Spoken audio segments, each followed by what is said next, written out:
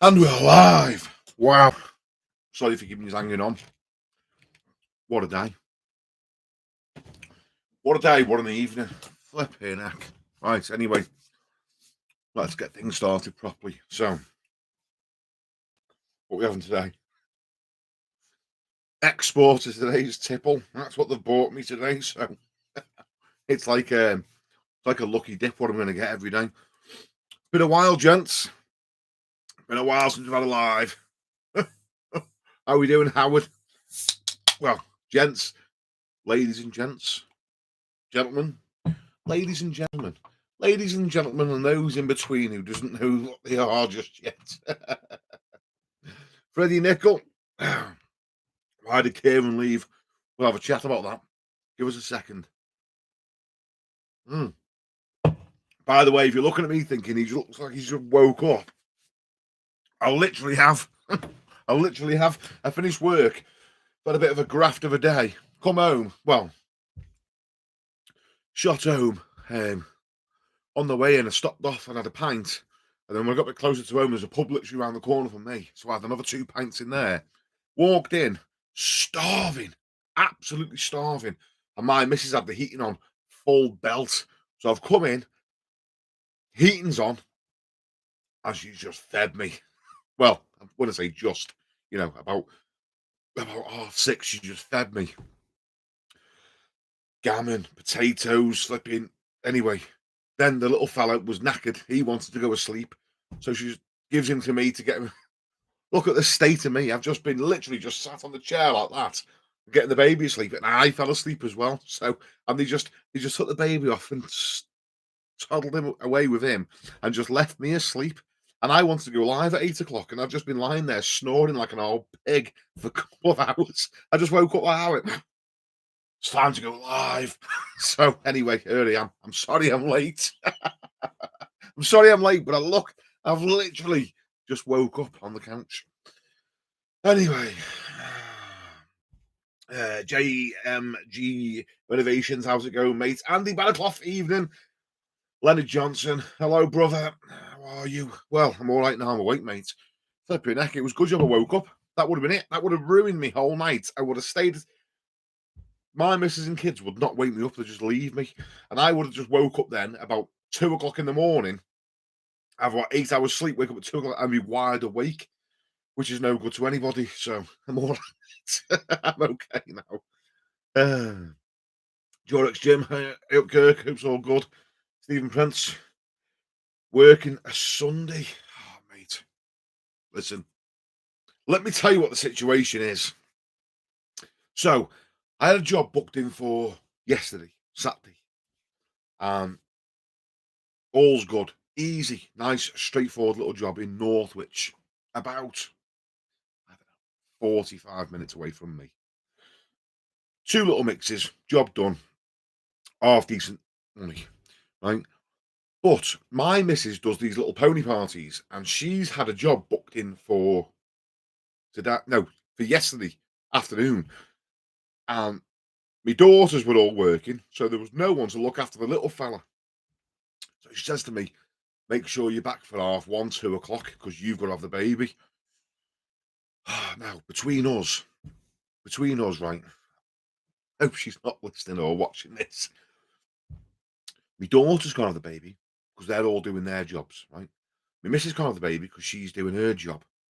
But look, we all know, between us, right? We all know who earns the money, right? Whose job pays.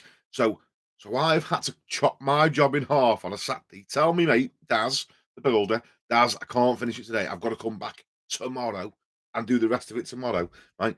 I've had to chop my job in half. So all these lot can go and do their jobs, which ultimately is like peanuts. I mean, if I just stayed in work, I would have earned probably 3 times as much as all of them put together. But instead, I had to come home to have. But look, how do you tell the girls your jobs are pointless without getting battered? So I just leave them. I say, okay, babe, I'll be back in time. Don't worry, I'll be back. So that's what happened. So then today, I've had to get up and go again today. But we couldn't get in the job early. We had to start a bit late, and then one thing led to another, and it just ended up taking up the whole day just going in for one mix on a Sunday. And then obviously, you get sidetracked on the way home, you have a pint and blah de blah.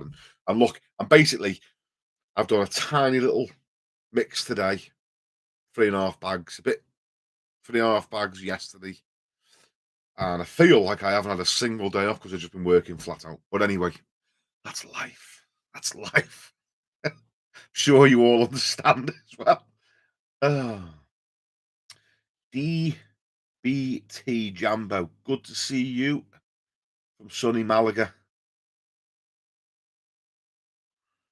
Good to see you from Malaga. Do us a favour, mate. Do us a favour. Shut up. There's literally that much flipping snow outside my house, mate. I don't want to hear about you in Malaga. Super spread. Hello, Kirk. Hi, Mrs. said she did it on purpose. Nightmares. Howard got me Budweiser ready. Yeah. So feels a bit weird now because I've literally just opened my eyes 10 minutes ago, having a beer straight away. But the night is still young. Howard, missed your lives on Sunday. Where have you been? Yeah, it's just I've just been busy. I've just been busy. That's the honest answer. Working. It's the mad push now till Christmas, isn't it? So anyone that does, private work will know that everybody wants you. So I've got the mad push till Christmas. My missus and kids are, they're on my case as well because they love Christmas. That's all building up for them. So just with running my own business and doing YouTube and editing videos, and I've got me little group as well, haven't I? And as well. Sorry, boys, I genuinely enjoy sitting here now with you lads having a crack and having a few beers, but I also sometimes like just going straight to the pub and sitting in silence. And that sounds weird, right? You wouldn't think it from me, would you? I'm an outgoing guy. I'll talk to anybody, and I love banter and having a laugh in the pub. But sometimes, I don't know if any of you, I'm sure you get this. I just go to the pub, and I go in the Labour Club. It's like an old fellas club, really. I just go and sit on my own near the snooker tables for about an hour. I just sit there on my own in quiet. And I'll probably drink about 2 pints just in silence. Don't know what it is, right? 20 years ago, I would have laughed at you and told you, "You weirdo." But now, it's really nice just to sit on my own and just sit by myself. I'm getting a bit, I'm getting old, man. I'm telling you, I'm getting old because I enjoy just peace and silence. So yeah, I've took a couple of Sundays off and just off from doing lives and just done my own thing a little bit in the evening. So I do apologise, gents. But I'm sure you're the same as me. Sometimes it's just nice not to, no customers, no misses, just.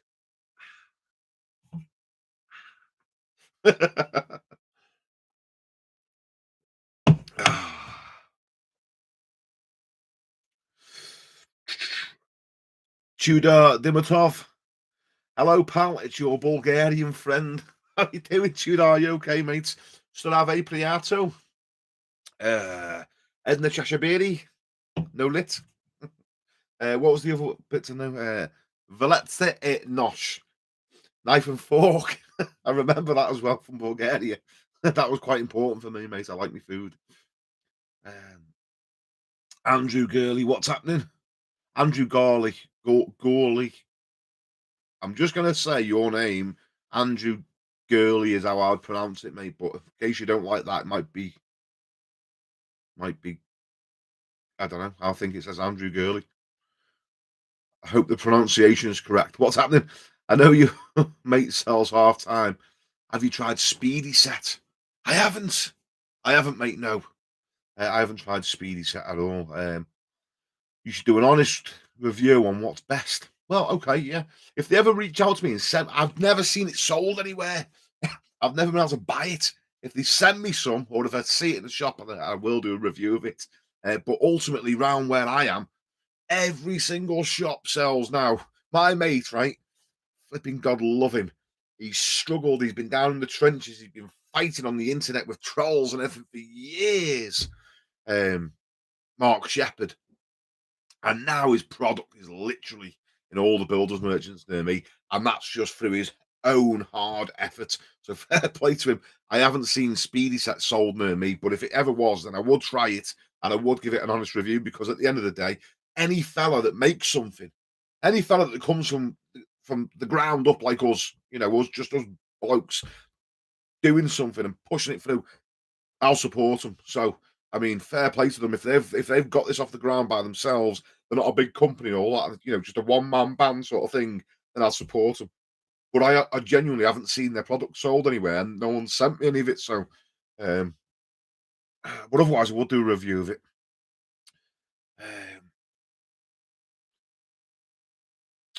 where are we up to here? Sorry, right. David Harding. Hi, Kirk. Does the SPR on the ceiling? Hi, Kirk. Don't. Sorry. Start reading properly, Kirk. Just flipping read what it says, will you? Not make your own words up. Hi, Kirk. Done the SPR on the ceiling first time. Finest job painted now. Spot on, mate. Glad you like it. SPR is I have a pint of SPR every morning before I go to work. It's great stuff. Howard Morris, tiny mix, 3.5 bags. I did 1.5 today, and that's tiny for me. You're nuts. Yeah, to be fair, when I say tiny mix, years ago, I used to roll sets all the time. That's just how I used to work. I used to always be doing a rolling set on site. So it was like just one continuous gauge for the whole day. So I was used to just, you know, going in and laying on like 9 or 10 bags a day. Easy. That was an easy sort of straightforward day, maybe. You can do a lot more than that. But anyway, yeah. 3.5 bags, it's not hard. I rolled it a little bit as well. It wasn't a case of mixing 3 bags up and putting them on and finishing it. I sort of mixed one, put it on, mixed another one, put it on, mixed the third one, and second coated the first two, which then it slows it down a little bit. So it wasn't like 3 in 1 go, if that makes sense. Mark Brady, how's things, Kirk? Big fan of the channel and work. You dollar learns a lot from your videos. Hey, spot on, Mark. Nice to have you on board, mate. James Alathune, yo, how's it hanging? In this temperature, mate, there's not much hanging down, I promise you. It's poking out instead. Omar, how do, Kirk? Hope you're well. Omar, flipping spot on, mate. Nice to hear from you. It's been a little while, hasn't it? Stephen Prince, here's one for you, Kirk. When I get crazy plaster cracks everywhere and want it skimmed, I use the K-Render scrim on the walls. Well, I put it on with drywall adhesive first, then skim it. Yeah, fair dues, mate. I normally, if I'm going to mesh the walls, I'll normally first coat it and bed it. Get it all cut, rolled up at the bottom of the wall like wallpaper. First coat the job, and then bed the mesh in and trowel it into the first coat, and then second coat it. I've yet to try doing this. My brother has actually found a way. Our kid, he's found a way of putting the mesh on with PVA glue. As he's prepping the job, he manages to He did tell me how he did it. I don't know if he PVAs the wall, sets it in, then rolls it on again. I don't know, but he did tell me. But he puts it on with his PVA glue.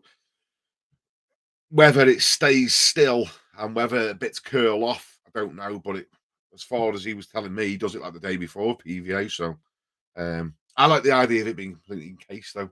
I like the idea of being like, plaster behind it and it like sandwiched in, but drywall adhesive works as well for me, mate. Yeah, I like your style. Mark Brady. see you, Mark. Danny McBride.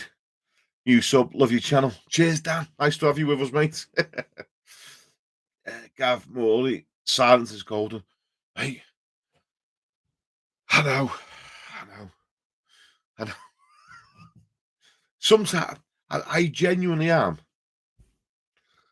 genuinely am. I think I'm getting old, mate. I do have that. I avoid going like mad busy places as well. It's like I genuinely feel like an old man. Like if my missus goes, "Oh, we're going to a party, we're going to such and such," I'm thinking to myself, "Oh," it's not like agoraphobia. I just think, "Oh, is there going to be dickheads there that I've got to speak to because I can't be bothered talking to them."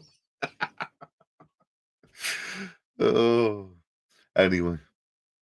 Danny Solero, evening, Kurt.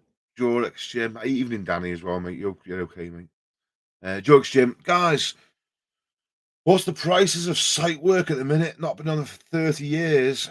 Was thinking of going back there while work's dried out. Prices on site, I don't know. Um, but my best mate works on site, and do you know what? I'm never really asking him what prices, but he seems to be doing okay. So talking to my mate Muzz, um, never done private work. He's just when I left site, he stayed and he's got his own gang and they just love it. All they do is site work. Um, and to be fair to him, he seems to be living a fairly nice lifestyle. He's off to America all the while. He's always back and to America and booking tickets for concerts. He's just actually he phoned me the other day. He's just bought me and my missus some tickets to go and see Pink. Pink. Wow. Anyway, he's bought tickets for me and my missus likes Pink, I don't know. We're gonna go and see Pink in Anfield Stadium next year. He's just bought us tickets to go with him and his missus. So, I mean, he's on site. He seems to be doing quite well. And I know, Muzz, he's what is he now, Lee? Sorry, in case I'm losing you. His name's Lee Murray. So his nickname's Muzz, but his name's Lee. He's 50. He's gotta be 50 now. So he's on site. He's still making a good living, and I know he's not going like a bat out of hell anymore because he's 50. You know, he's not running around with plasterboards. So prices must be okay on site, I suppose. Um, Not that I'd ever go back. Too much like hard graft, especially this time of year as well. I think I've probably gone old and soft now. You know, whereas if you're a site plasterer, you're just a hard man, and that's it. That's the end of it. There's nothing nice about site plastering at all. There's no cushiness. It's just hard graft. Every single day's pain. So yeah, I'm all right. I'll stick to me cups of tea off Mrs. Jones and me bacon butties. I won't be going back with the price per meter. Um, Stephen Prince, wouldn't it be good if they invented a plasterboard prop that held the night before on the wall while the Insta-Stick foam set? Don't use that foam, just use adhesive. Do you know what? The foam's no good because it's more hassle than it's worth because, yes, it comes in a little tin, I'm gonna mix it, but trying to get boards to stay in the right place is just an absolute nightmare. Frank Rizzo, remember the Bath and Rake days mixing 3, 4 bags of browning by hand? No trade like it. I used to mix everything by hand. When I first started with my old fella, I've still got my podger in there. I've kept it. The podger I used to use, and I tell you, I used to use a pool cue for mix it, stir it with a pool. I'm talking about finish now, mixing bucket to finish, one bag at a time in a rocket bucket. You know the knee-high plastering bucket. We'll mix one bag at a time. I'll knock it up with a pool cue and then finish it with a podger, and I'll like row it to turn the stuff over in the bucket. So if you don't understand what I'm going on about, don't worry. Probably a good thing. If you don't understand what I'm talking about, it's probably a good thing because you'll live longer. Because mixing it by hand is horrendous. And my best mate Morse actually showed me it's faster to knock it up because I was using a pool cue, and he showed me using a piece of roof batten because the edges are square. It seems to when there's clumps, the roof batten smashes them up easier when you're stirring it up than what a pool cue does. So the pool cue seems to. Anyway, yeah. If you're mixing up by hand, roof batten works better than pool cue before you hit it with the podger. But anyway, just if you can afford 20 quid, go and buy a cheap flipping drill and mix it back with electricity for God's sake. Um, Dominic, Montefiore, where's it? David Round. Love your vlogs, mate. Top lad. Spot on, Dave. Cheers, mate. Um, Allard, Allard Strangewood. Oh, it's gone. He's just retracted the message as I was about to read it. Harry Hale, evening, Kirk. Evening, mate. How are you, Harry? You all right, pal? Anthony, 1984. Evening, Kirk. Evening, everyone. James Arathune, looking forward to facing the big wide world on my own. Be good having you as my wingman. No, I'll grab a quiet pint with you and sit in silence like a couple of escaped mental patients. I'm not a weirdo, by the way. Yeah. HW, Kurt, love your channel. Would you say a labourer is worth having plastering, as I've always done it by myself, as they never turn up on time? Yeah, yes, 100%. I just now, now I just wouldn't bother going in without a lad. I mean, I do. Obviously, some jobs are different every day, and just means the lad has to go somewhere else or whatever. But the idea of working full time, doing everything by myself every single day, forget it. No way. I'd rather just for the, what is it, to pay a lad to be with you 40, 50, 60, 70, 80 quid, whatever. Who cares? Get them prepping the job. They can put the glue on whilst you're getting your stuff ready. They can get the water whilst you're trialing up the cleaning up, the pack the whole van up. Oh, mate. Even if they cost you money, but you go home 2 hours earlier every day and you don't have to do absolutely everything. And you've got someone to, have a bit of a laugh with, have a banter with. Yeah, I wouldn't want to work by myself. Sometimes it's good for you. I think it's good for me to, if the lad goes on holiday, I enjoy having 2 weeks of not having to, have a lad with you. But also it's good to get you back in the swing and keep you up to speed of being able to do everything yourself. But that's only a temporary thing. I wouldn't want to work like that every single day. It just takes too much time. Getting the materials from the yard, you've got to load it all up yourself, then go in and pay. I mean, I took him to the yard and I just say to him, 10 bags of finish, box of beads, and I'll go in, I'll have a chat at the counter and pay for the stuff, and it's all getting loaded in the van at the same time. Just little things like that. I mean, yeah, they cost you money, but flipping heck. I've just skipped past about a million comments there. Sorry. Where were we going there? Where's that? Sorry, guys. I just literally just pressed the button and just skipped past. There we go. Right. Freddie Nickel. What happened to Kieran? Right, Kieran. I don't want to bore the life out of everyone, so I'm going to say this fast because a lot of people already know what happened to Kieran. Kieran was working with me for 3 years. Kieran was up to the point where he was getting good. I could send him off to jobs and know that he'd leave it mint by himself. I could send him off to go and do bathrooms and bedrooms. Fantastic. He had his driver's license. He was just at the point where I've invested in this lad for 3 years. I was just getting to the point where he was going to start. I was going to start reaping the rewards of my investment, and I was hoping to keep him for at least another 2 years, do a 5-year apprenticeship before he went off into the wild by himself. Kieran, by the way, was an absolutely lovely fella with a heart of gold, and he started volunteering on the weekends, working with disabled children and disabled adults as well. Actually, disabled people he was working with on the weekends at a local boxing gym, helping them do a bit of training. They'd come to the gym for like a day out sort of thing, and he'd go there and volunteer. Anyway, he found it really, really rewarding, and over time decided that that was one. He found that a lot more rewarding, less pay, but more rewarding than plastering. So he wanted to do it as a full-time job, ultimately. And he asked me what I thought, and I said to him, Kieran, I'm lucky. I've got 4 kids, and they're all healthy. But I'll tell you one thing that scares the life out of me, or that scared the life out of me. Every time my wife was pregnant, I would always worry if I had a child that had issues, because I'd love the child, but I think, if the child outlives me, who's going to love it like me? I had a disabled child. I think who's going to look after this child when I'm gone? Who's going to look after this little person? I said to Kieran, I said to him, the fact that there's people like you in the world, mate, makes me sleep easy at night, knowing that there's people with a genuinely good heart.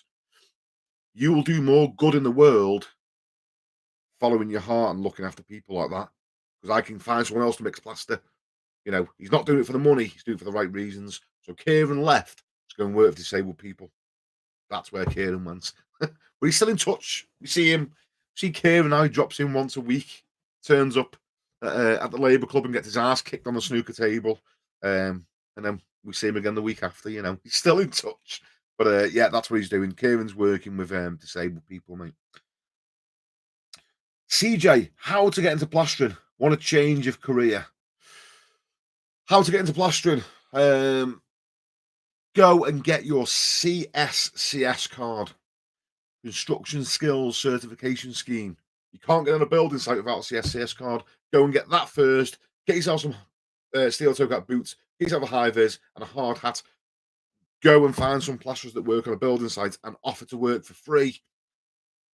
That will get you into plastering. Just say, I'll graft for you. And if you don't like me, you can skip me. You can get rid of me. There's no commitments. If I'm good after the week, then keep me. The guys won't let you work for free. No. And if they do, then they're the wrong people anyway. Because most fellas are genuinely good guys.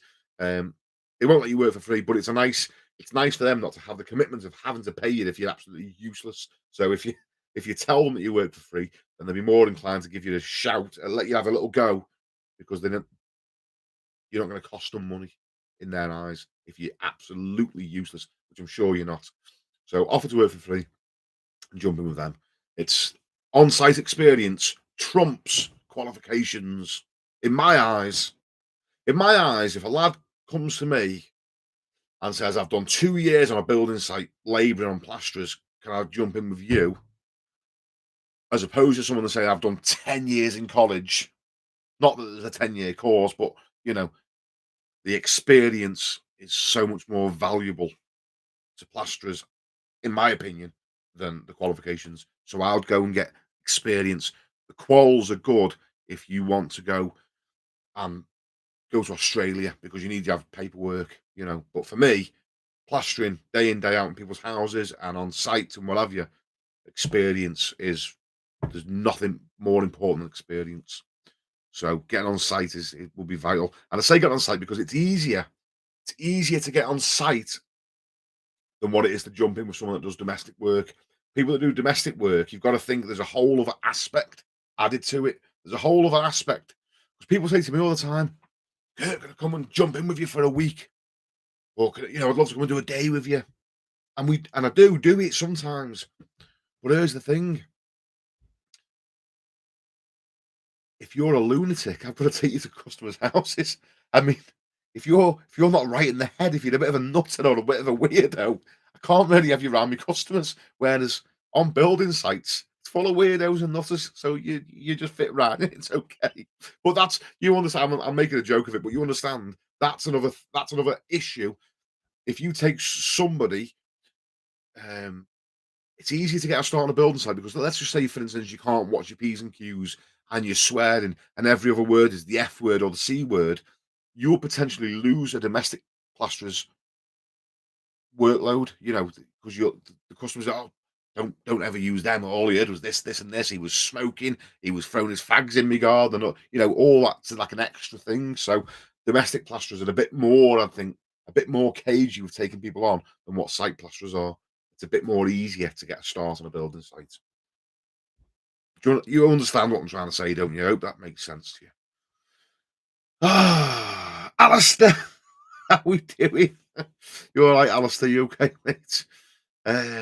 CJ, yeah, we just done that. Stephen Prince, drywall because too fiddly when the skim, when got a big mix on. Yeah, spot on, Steve. Whatever works, mate. I've actually done it with drywall myself, mate. So I'm with you. I'm with you.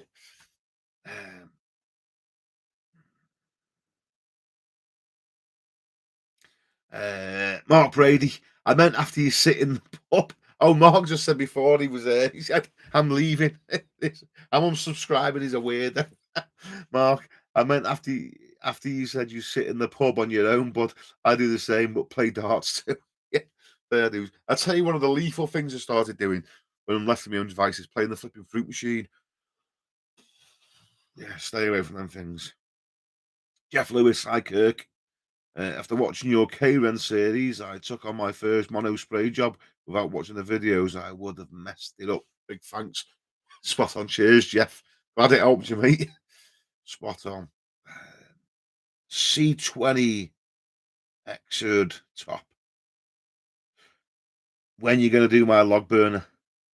It's Steve. I know it's you, Steve. I don't even know what C20 Xerd top means. But I know there's only one person at the minute chasing me to a log burner, so I knew it'd be you, Steve.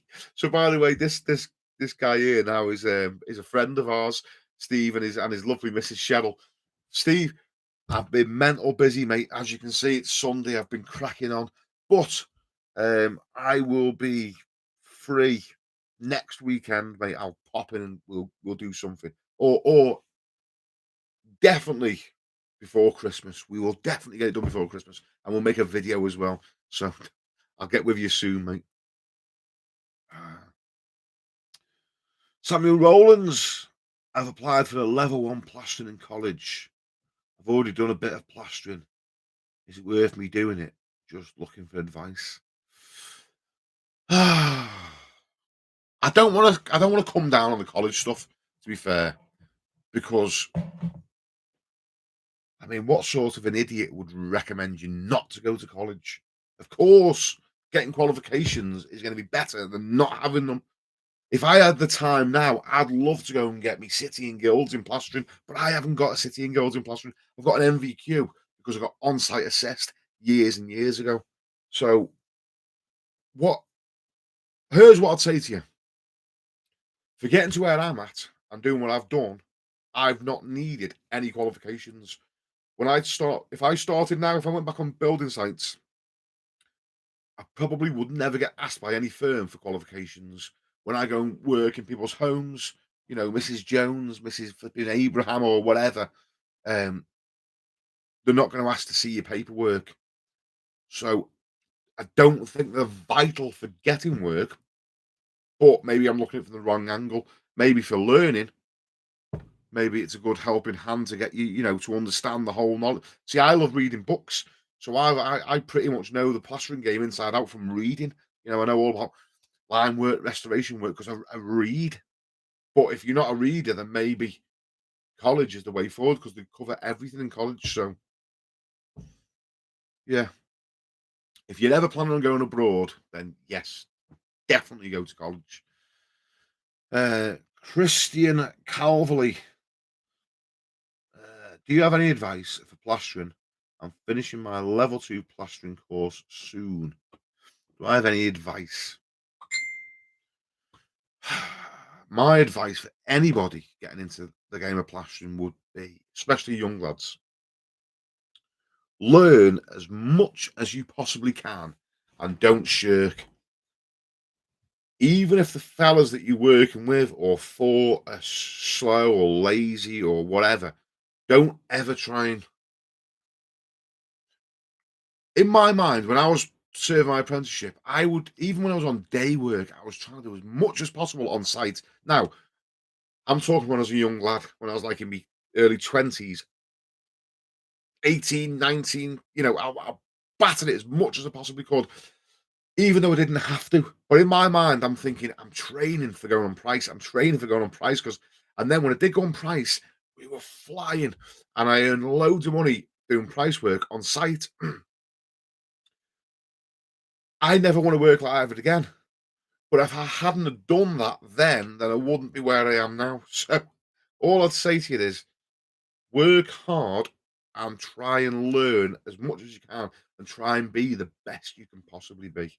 Try and become the best plasterer you can possibly be.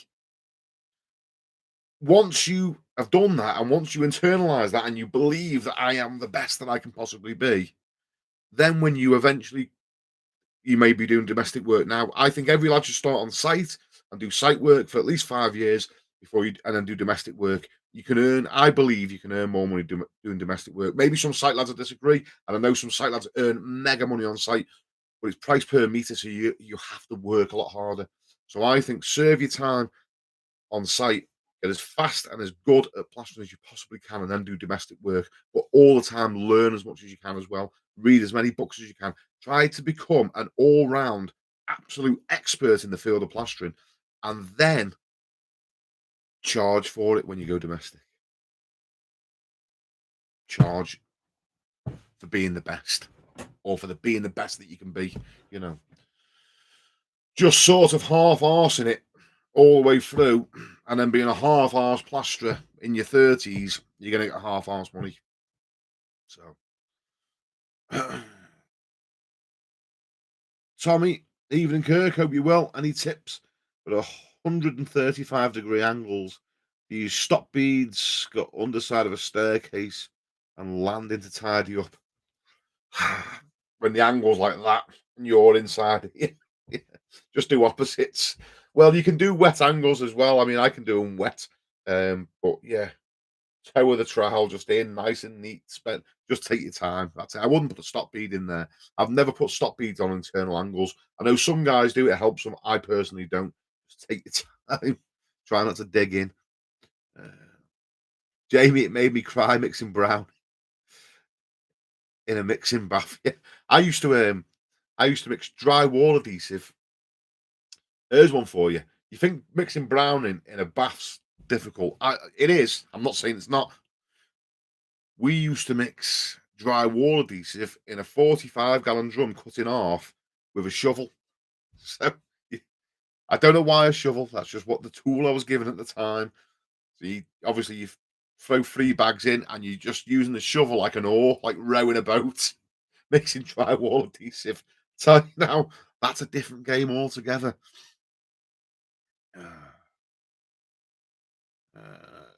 where's that gone now? Oh, I'll tell you what, I'll do this. There we go. Paul Hingham. I am looking to book a 2-day skimming course in Liverpool. All I want to do is small skimming jobs to complement my joinery. Do you think 2 full days is enough to learn as never really skimmed? 2 full days of someone giving you tuition is going to do a hell of a lot more than not doing it. So I'd say it's definitely worth it. Now, as a time served plasterer, I'm not a big advocate of people going doing like 2-day courses, 3-day courses, because in a sense, it's a little bit of a, some plasterers would see it as a little bit of an insult on our trade, sort of trying to think that you could learn the scope of plastering in 2 days. There's no chance, even if you were with the best plasterer in the world, and all he did, and your brain could accept every single thing he said and remember and retain everything, and literally the skills just come to you naturally with everything. There's still no way in the world that you would learn everything in 2 days, or even a week, or even a 2-week course. It just wouldn't happen. And some fellas see it as like an insult to try and say that you could learn to plaster in a week course or a 2-day course or anything, right? So, but using logic, if I wanted to learn to be a joiner, not doing a 2-day course in joinery, as opposed to going and somebody spending 2 full days showing me as much as possible, you're gonna know a lot more at the end of the 2 days than not, aren't you? So I'm not a big advocate of going on these short courses, but if you think about it, you are going to learn a hell of a lot more going on them than not going on them. So yes, it will benefit you. Yes, it will help. And if you only want to do patching jobs, patching, by the way, is actually more skilled than, it's easier for me to skim a wall than what it is to patch a wall. There's less skill involved in skimming the whole wall than what there is in patching up. But yes, you will learn a hell of a lot more in a 2-day course. You will learn, yes, ultimately. I'm not knocking the 2-day courses, by the way. Um, Jordan Elmhurst. Just got here, mate. Good to see you. Love the video where you tested the different primers. Learned a lot from that, man. And I've switched to SPR. I believe SPR is a good product. That's what I use all the time. Tell you what was interesting for me. I want that out of that whole test of the primers, the only thing I was really keen to see was when the SBR is completely sealed from the day before, if it pops off like off a sheet of plastic. And what was bizarre to me was the fact that there was still suction. Um, but yeah, was a good test. Interesting. Some things that I didn't expect. um, Craig Evans, evening, Kirk. Filled in the form. Looking forward to speak to you soon. Oh, sound okay, Craig. Just woke up not long ago, so I'll go through that form soon. I will have a little probably tomorrow, mate. If we have a few to sort of get back to, so I'll be back onto you tomorrow at the latest, pal. Uh, Gary Alcock, how you doing, Gaz? You okay, mate? Ford mad. Wish I could get 8 jobs a day like you, mate. You don't trust me. I tell you what. Do you know what? The grass is always greener on the other side. I remember the days when my phone never rang. I literally remember I'd go to bed on like a Tuesday night. The missus, the kids, you know, when you're young and you haven't got no money, you're just sort of like getting by, you're living like week to week and you're just sort of living on a wing and a prayer. And I go to bed on a, say, a Tuesday night. And in my mind, I haven't said nothing to the missus or the kids, or Chloe, the eldest one, she's like 21 now. I hadn't said nothing to my missus or Chloe. But in my mind, I'm thinking, I've got no work tomorrow. I've got nothing booked in. Like literally the money I've just got today that we've just paid bills with, and we've got like 20 quid left. That's it. There's nothing. There's no jobs tomorrow. I've got to wake up in the morning and just sit and wait and hope the phone rings. I remember them days. And it's funny because something always pops up. You might be sat at home for a day or two, and something comes in, and then an extension comes in or a rendering job, and poof, you're away again. You're busy for a couple more weeks or whatever. But now it's the opposite for me. I literally get people phoning every single day, 2 or 3 calls a day. You can't. There's no way I could do all the jobs. There's no chance. And I sort of end up having to sort of like sift through the work, picking what I want, which I'm not complaining about. It's fantastic. It's great to be able to pick and choose your jobs. What is horrible is telling people no. I'm a people pleaser. I'm a yes man. Trying to say no to people is difficult for me, especially when you get fully booked. Here's the kick. Here's what gets me. You get rammed with work. Like for instance, now I'm probably busy till February, can't fit nothing else because I won't sort of book any more in because it gets too hectic. I've got enough jobs on me to-do list to take me till mid-February, say. And I'll get someone, this is what happens now. I'll get someone I know, maybe someone from the pub or a friend, like Steve. I'll get someone I know like that, and they want the job doing. I can't fit them in. And you're sort of like, oh, I can't get to you just yet. And what happens is, I think that they think that they're just getting fobbed off, when they're like, "Oh, he doesn't. What an arse! He's not interested. What an arse!" It's not that. I'm rammed busy. It's like people don't believe how busy you are. Like 7 days a week, evenings, weekends, busy. And you can't fit in. Like me, if my auntie phoned me for the living room ceiling or something, or they've had a leak, and I'm saying, I can't get to you. And they just think, oh, our Kirk let us down. He didn't turn up when the ceiling fell and we had a leak. Our Kirk wasn't interested. I haven't got a single minute to do it. That is stress. That's stressful for me anyway. That stresses me out when I'm too busy. Like literally all the time. I just feel packed. Anyway, not complaining. Sal Albs, can you book me in for next year? I'm in Liverpool. Yep, sound.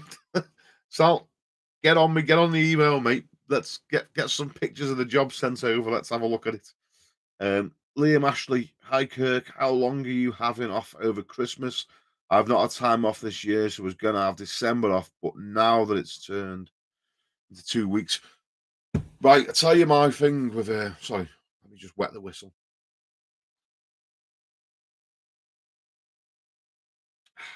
Export, though. It's all right, I suppose. Hmm. Fair Peronis, but Christmas. How long am I having off? I'm not a fan of having time off over Christmas. I'll be having probably Christmas Day off. I usually end up working Christmas Eve anyway because mad push to Christmas. Um, Seems to always be trying to just finish something for someone. Um, I've got a job booked in for between Christmas and New Year. I've got a full house to do, an empty house. I'll probably have Christmas Day off and Boxing Day and New Year's Day, and maybe a day after New Year's Day. But here's the reason why I purposely do that. Purposely do it. I don't want time off for Christmas. I'm not interested in being off at Christmas. Again, going back to me being a miserable old weirdo. I don't want to be off at Christmas when everybody else in the world's off. Think about it, right? Christmas time, you have it off. You go to the pub. The pub is full of flipping weirdos that don't normally drink. So they're all in the pub, filling the place up, right? So it's nightmare trying to get served in your local boozer. You go shopping, everywhere's rammed. You can't go shopping anywhere. The weather is crap. Why would I want to be off at Christmas? I'm self-employed, so I think to myself, I would rather work right through the winter time. I'll have a month off in the summer. Let's take July off. Let's have July off. I can go. I live Cheshire Oaks is a stone's throw. My missus doesn't really work. You ask her, she does work. She's got her own little business. She does. Anyway, I'll have time off July. Take my missus for a breakfast at the restaurants. Frankie and Benny's breakfasts or whatever. Do a bit of shopping. The sun's out. Everyone else is in work, so the place is quiet. I'd rather have time off in the summer. 20 years being self-employed, I finally figured it out. Keep your Christmas, I'll work right through. And here's the thing as well, people pay you more at Christmas. So there's a bit of greed mixed in as well, because you just go, do you know what? I'll squeeze you in between Christmas and New Year, but the missus won't be happy. They're like, oh, we'll give you a Christmas bonus. I'm like, okay. That suits me perfect. So yeah, that's my take on it anyway. Joseph Morris. Hi, Kirk. Hope you're good. I'm an electrician by trade, and I find your videos interesting and insightful. Just wish all plasterers were like you. Cheers, mate. Thank you very much, mate. Take that as a nice compliment. Howard plastered over grey plaster the other day. Did a watered down SBR followed by neat SBR. Worked too well, completely killed the suction.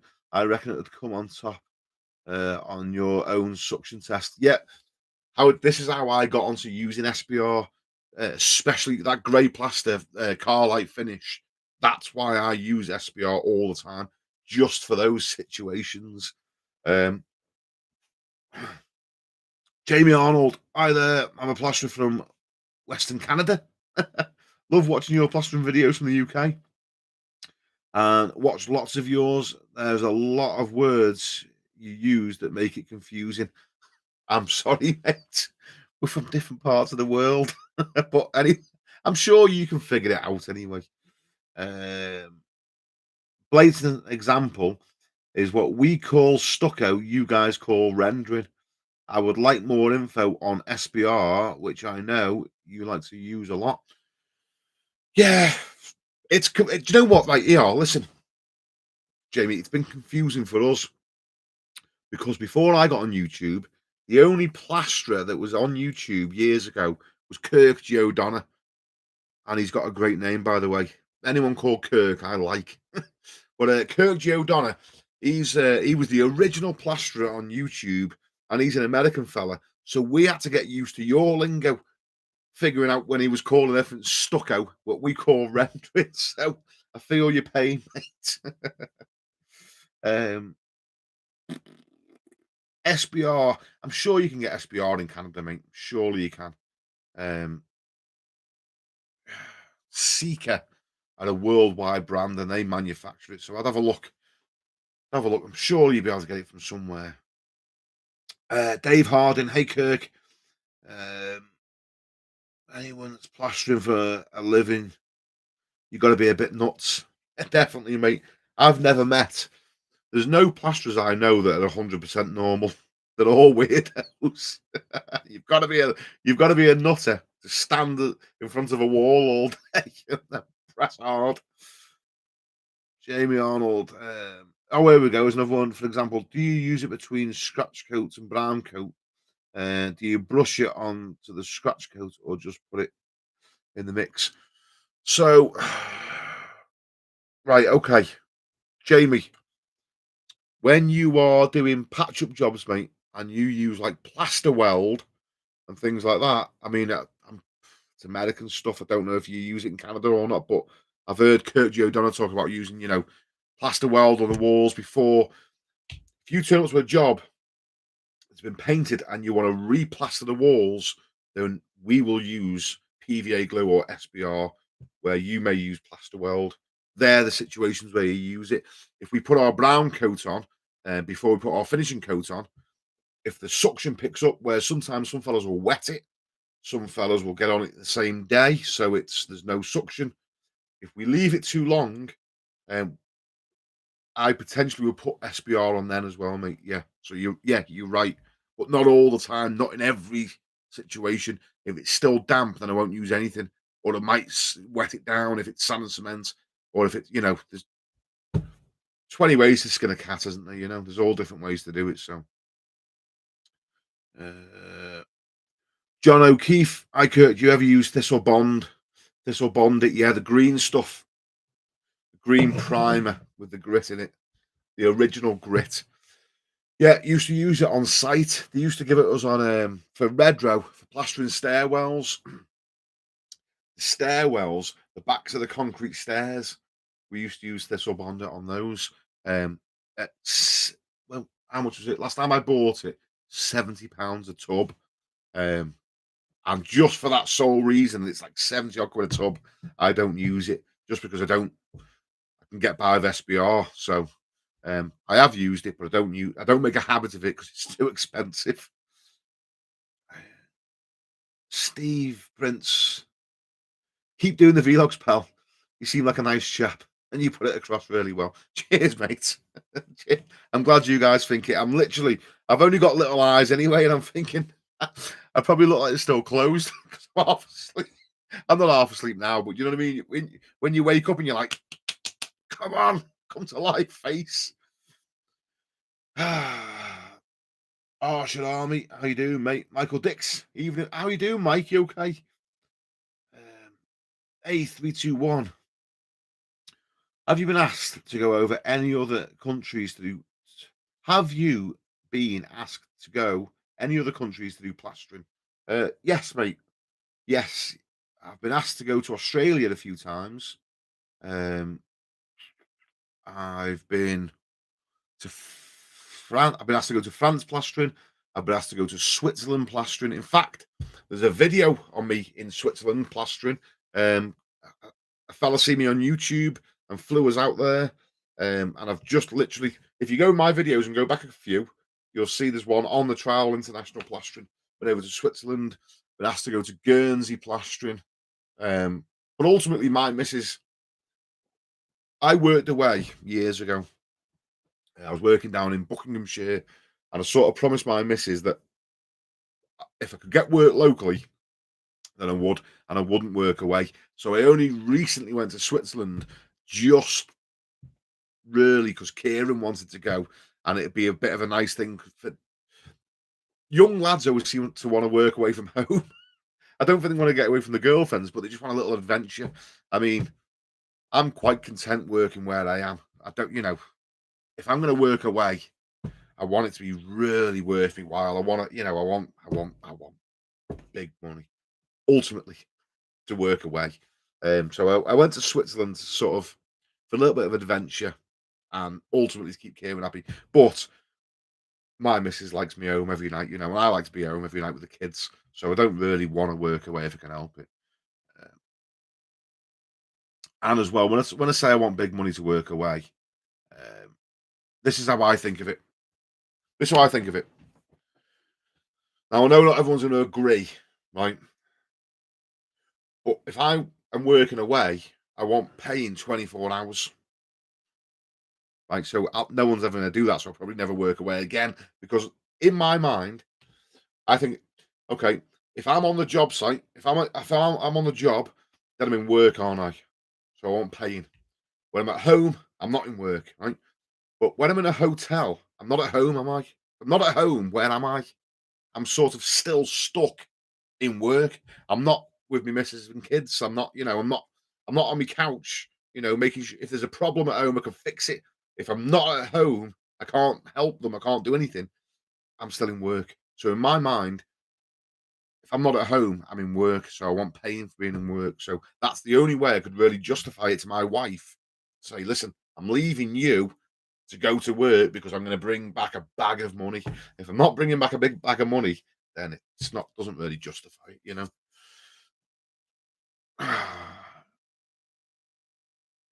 Mahmood Hassan.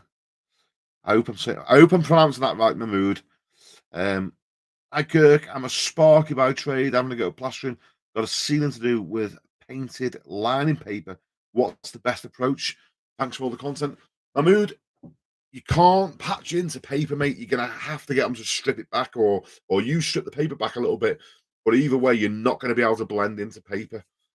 When you're patching up, you've got to use a lot of water and trowel on it in, and it just won't feather into paper. It'll just keep tearing. Like it'll start to strip the paper off. So either you or them are going to have to strip the paper off. If you get them to do it, then it's going to be less hassle for you because you can say to them, cut a little section out, and maybe they'll be able to put lining paper back in it and fill it and whatever. But yeah, ultimately, mate, you can't patch into lining paper. Uh, Kian, hi Kirk, how you doing, Kian? You okay, mate? Anthony, 1984, want to see a fella. Went to see a fella yesterday. Rang me. Newly. He said his newly plastered garden wall is crumbling and paint's peeling. I called round and the walls were actually bonded and skimmed. What? Bit of external skimming, bit of alfresco skimming. Okay. I've actually seen the front of someone's house skimmed. I've actually seen it with my own eyes. Someone had skimmed the exterior front of someone's house. Oh, it's bad though. It's not funny really. If you're the customer, it's flipping definitely not funny. But yeah, it's some people need to do a bit more research before they start doing stuff. Um, Simon Hughes, hi Kurt. What's the best way to get internal corner walls straight? Maybe you have or could do a video for us, please. Okay, Simon, are you talking about the internal corners, floating them like with a back coat plaster, sand and cement, hard wall bonding, lime? Are you talking about the actual floating or just the skimming? If it's just the skimming, I do it freehand. I don't use a corner trowel, and I use the corner of me trowel, and I have done. There's little bits in my videos to show you how I do that. If you're talking about floating and setting the wall, like floating it, um, then ultimately you need to work opposites. But yeah, I will do a video about that. I need to do some floating videos. It's very, very rare that I get to do any internal floating work now. It all seems to be dry lined. Um, the majority of my work. But as soon as I get a job where I can do some sand and cement work internally or some hard wall, I will 100% do a full in-depth video on it. But it's literally been, I don't know, 2 years since I've been asked to float a house. So, um, PK Property Solutions here, oh, mate. Where have you been? How are you doing? The hardest part of doing domestic work for your younger lads is learning to price the work properly. You'll be too cheap if you're not experienced. Yes, unfortunately, that's the truth. He's right. Stephen Hughes. A lot of lads need to learn the trade properly. There are so many rough lads about. It's shocking. I do a few jobs on a Whittle for a kitchen fitter. The work I've seen there is horrendous. Seen it myself, mate. Seen it. HDG. Hi, mate. Can you use standard PVA for Artex sealing, or better to buy SBR? As I've got some PVA left over from another job. Right, when you're skimming over anything, mate, you can use PVA. PVA is fine to skim over anything. There's just different products that perform better in certain situations. Some fellas like a bit of suction. Some fellas like it. Stop it. I think all fellas like a bit of suction. But anyway, going back to the plastering. Um, Background suction pulls through PVA more than it does SBR. I like using SBR for the style that the type of plastering I do, and the way I do it, I like using SBR. PVA will work over Artex. The only thing you've got to check, mate, is make sure that the Artex is well adhered. Okay, so if the building is older than say 1960s, then check that you haven't got lime wash paint underneath the Artex, which means you can skim over the Artex and your plaster with PVA will stick to the Artex. It will stick, but the Artex might be stuck to lime wash paint, which means that when you put weight on it, it'll pull it away and the sealant will drop down. It'll fall off. That's the only thing you've got to check for. Now, loads of fellas say you've got to overboard sealants. You haven't. I hardly ever do, unless the circumstances dictate the Artex is not well bonded to the background, and then you've got to overboard it, or scrape it all off and stabilize the background. But then you're going to get people going on about kind of worms talking about Artex, asbestos, and blah blah blah, and just wear a mask. Hey, put a mask on, for God's sake. Oh, little trickster. Don't start, mate. Don't even start. Mackenzie Poole. How you doing, buddy? I used to be a spread. We're having an absolute nightmare trying to get our son an apprenticeship in any kind of trade. Any tips, anyone? Oh, yeah. Oh, don't you know any plasterers that you used to work with or that you know from years ago you can just get him in with? I mean, do you know what? If I was gonna push anyone into any new trade now, I'd probably say go and be a gas fitter. Seems to be the easiest work for decent money. And if you get like a nice little round of landlords, you can just go around servicing all their boilers for them. That's fairly light graft, fairly decent money, isn't it? Um, I'm sure. No, not knocking any gas fitters. I'm sure your job is difficult. I just don't think it's as physically demanding as plastering. Is what I'm trying to say. Uh, Indie, how's you? I'm sure you guys change your names to just have a laugh to see if I can read them. Indy Azula, yo, new subscriber. I've been binging on your videos. Really been enjoying them. Lots of knowledge I've not seen on other channels. Cheers, Indy. Mate, please tell me if I'm pronouncing your surname correctly or not. I think it's Aujla. Aujla. I don't know. As you, Indy. Indy, I'm just going to call you Indy. That's it. Cheers, mate. Anyway, thanks for the compliment. Much appreciated. Nick Break evening. Little trickster. You're going to carry on. I'm going to block you from the channel, you little rascal. Richie Livingston. All right, Kirk. How's it going, mate? I'm spot on, mate. Nice to hear from you, Richie. Richie's another lad that used to work on site with us years ago. I think Richie, you're doing domestic work now, aren't you, mate? Please tell me you are. In fact, Richie worked for the gang of plasterers, Steve and Billy Gore, and them boys went because I used to work for Redrow so we were subcontracted for the firm that subcontracted for Redrow, and the firm was RWW Plasterers, and they had about 200 plasterers on at the time. And Richie was an apprentice for two brothers, Steve and Billy Gore, and they were like my idols when I was like 16 on site. I used to watch them because they were rapid. They were so fast. They just tear through houses, like three bedroom house done in like 2 days. That's not skimmed. I'm talking dry lined, boarded, dabbed, and skimmed in like 2 days, 2.5 days. 3 bedroom house done, and there was like three of them. They're just rapid. They were like the superstars on site. And Richie used to well, he served his time with them. Flipping. In fact, my mate Lee Murray, he now works with Steve Gore because you know how things go over time. Gangs split up, plasterers work with different fellas, and your pool of plasterers in your local area, they all seem to mingle in different ways over the years. They split up and they work together now and all. Yeah. So my mate Muzz is working with Steve Gore, who Richie, I believe that Richie's his brother-in-law. That's right, Rich, isn't it? Steve Gore's married to your sister, Rich. Rich is probably like, stop revealing all my information on the internet. Sorry, Rich. I'm just reminiscing. Oh. B Barnes, hi Kirk. I'm a DIYer with mixed results, but I really enjoy having a go. I've got a ceiling with cracks that I want to fix. Should I use mesh tape or paper tape?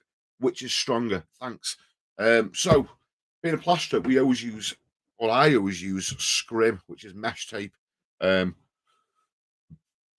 Paper tape, I always think is like what Artexes use or dry liners. I think paper tape's actually stronger, but it's a bit more fiddly to try and get it to adhere because you've got to put a layer of plaster on first and then bed it in and another layer over the top of it. Two things: if your ceiling is full of cracks, if the cracks are in long straight lines at 90-degree angles, chances are the ceiling is a plasterboard ceiling. Okay, that's how you identify it. If the cracks are long and straight at 90 degrees, then it's a boarded ceiling. I would re-screw the ceiling, so locate all the joists and re-screw the plasterboards, and then scrim it and skim it. That will minimize the cracks as much as possible. If the cracks are going all random ways, diagonal all over the place, and sweeping off in different directions, chances are the ceiling is lath and plaster. Well, not chances are, that's it. It will be a lath and plaster ceiling. Check how well it's adhered. If it's horrendously cracked and it's all coming away and it's loose, it might be worth overboarding the ceiling. You might be able to prop the ceiling up with sheets of plywood and hold it still and get above it and clean it up and back plaster it. I've done a video on that for you, and then scrim it up and plaster it. It might be worth meshing it. There's always loads of options with plastering. That's the thing. Just sort of like picking the best solution to make sure that the cracks never come back. Bobby Evro, how's it doing, Rob? You all right, mate? uh, Literally, I just got to the grips with skimming after 8 years of plastering. Every day's a school day. Mate, I know the feeling. I'm literally still learning stuff all the time. The good thing about having this YouTube channel is, speaking to all you boys, different fellas will just throw different ideas at you. So it's like, I probably don't need to know any more ways of getting over stuff. I'm probably, fine. I can see out my plastering days with the knowledge that I've got, but I still love learning. I still pick up little tips and tricks. I'm like, someone just says something to you, you're like, that's a great little idea. That'd be work perfect in that situation. Never stop learning. I think the day that you think you stop learning, mate, is the day you should hang up your tools. Uh,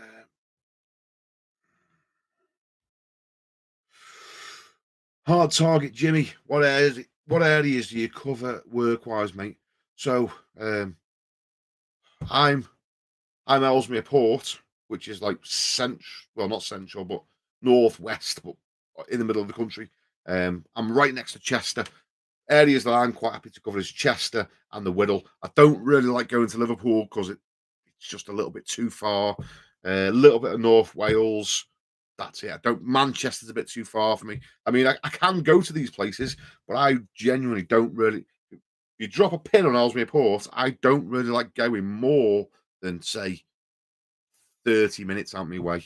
30 minutes from where I live is far enough for me, you know, because I've got that much work where I am. I don't really need to go further than that. But I mean, if there was no work, I'd drive to London. So just depends how much work I've got on, mate. For the last 10 years, I haven't gone more than, half an hour away, really. Apart from Northwich. I've been in Northwich today. I don't mind going there. That's about 40 minutes away. Um, Omar, getting into tight angles like I do. Yeah, Omar, going into tight angles like Do you know what? I'm slapped far behind in the comments. Should we just sorry guys, should we skip a few comments and just keep up with where we're up to?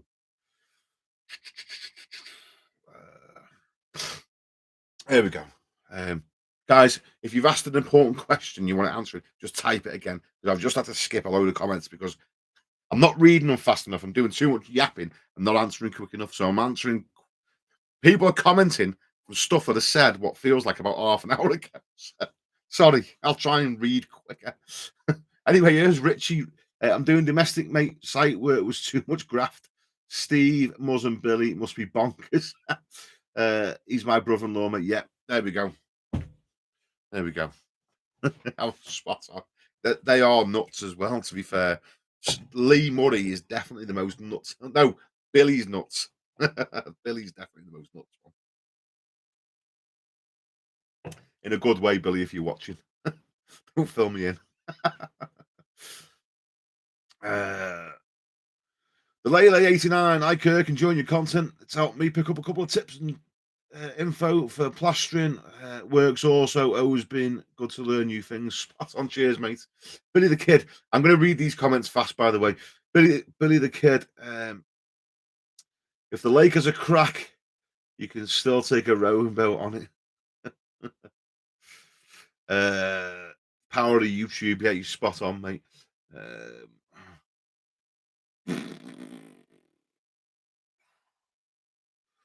Red Adar, Kirk, I'm gonna get on your 30 quid a month. Pink, spot on, mate. Oh, by the way, Red as well. Thank you for the little tip there. It's just I can see it there. You've just sent me a couple of days. You're a gentleman. Thank you very much, sir. I'll buy a pint. Steve M, hi Kirk. Use the extra time you sent me following your recent competition. Used for the first time Thursday. I was struggling to get a job finished. Got it done. Extra time made it a breeze. Thanks. There you go. Spot on, mate. Glad it helped you. Oh, talking about giving things away, actually, gents. No, I'm not going to do enough competition. I can't really be bothered with competitions and stuff. It's a bit of a pain in the ass, bit of a nightmare doing it. Maybe in the future we might do another one. But anyway, that said, my carbon steel trowel now, my 4-inch trowel, I've had it for what, nearly a year and a half now. What I've noticed is I use the corners, the top corners of the toe of the trowel, the top of it. So for those who use it are DIYers that don't know, imagine that's your trowel with your handle on here. Yeah, toe, heel, right? Toe of the trowel, these two corners here, I use them for cutting the internal angles square because I don't use a corner trowel. What I've noticed is they're starting to round off quite a bit now because I do use it for scraping bits and cutting snots off and what have you. The Tomy trowel's rounding off, which is usual. I literally go through a trowel every 18 months. So they last me about 18 months and I buy another one. This carbon steel trowel is coming to the end of its working career with me. So I'm just going to give it away to a subscriber. I don't know how I'm going to do it yet, but if you subscribe to my channel, then you can have my trowel if you want it. Someone can have it anyway. It's a lovely worn-in carbon steel trowel. I'll just send it to someone. We'll figure out a way of doing it. A fair way of someone having it. No money, nothing. I'll just maybe pick a good comment and you can have it. But ultimately, I'm going to be another one. In fact, now I've said it, I'll probably just order one. I'm going to jump off the call. When we get off this, I'll just order another one. And when it comes, someone can have that one. It's fine, by the way. It's fine. I just like me corners dead sharp. Some fellas, the minute they get the trowels, round all the corners off. I like them dead square because I like to cut my angles at perfect 90s with them. So that's the only thing that's wrong with it in my eyes. It's the corners are going a bit rounded. But if you use a corner trowel, then you'd be golden with it. Steve M, hi Kurt. Use it. Oh yeah, we've been that. I trained with an Billy the Kid. No, I trained with a Lieutenant Texas Army National Guard. Okay, fair dues. Into Yanan. It's nice to meet a plasterer who can actually read, to be fair. Mate, I'm trying my best. Don't judge me reading skills. What doesn't help is my reading isn't bad, to be fair, but um, some of the spelling, it's I'm not so much the spelling, but the punctuation's a bit interesting on the comments. Um, but cheers for the compliments all the same. BMC Kin 1, would you ever use fiber fuse tape on plaster? I don't know what fiber fuse tape is, mate. Um, I only ever really use fiber tape, which is just like a fiberglass mesh. It's designed to be skimmed over. I don't know what fiber fuse is, mate, so I wouldn't know. Fiber tape, plus fiber tape, yeah, what it's designed for. Um,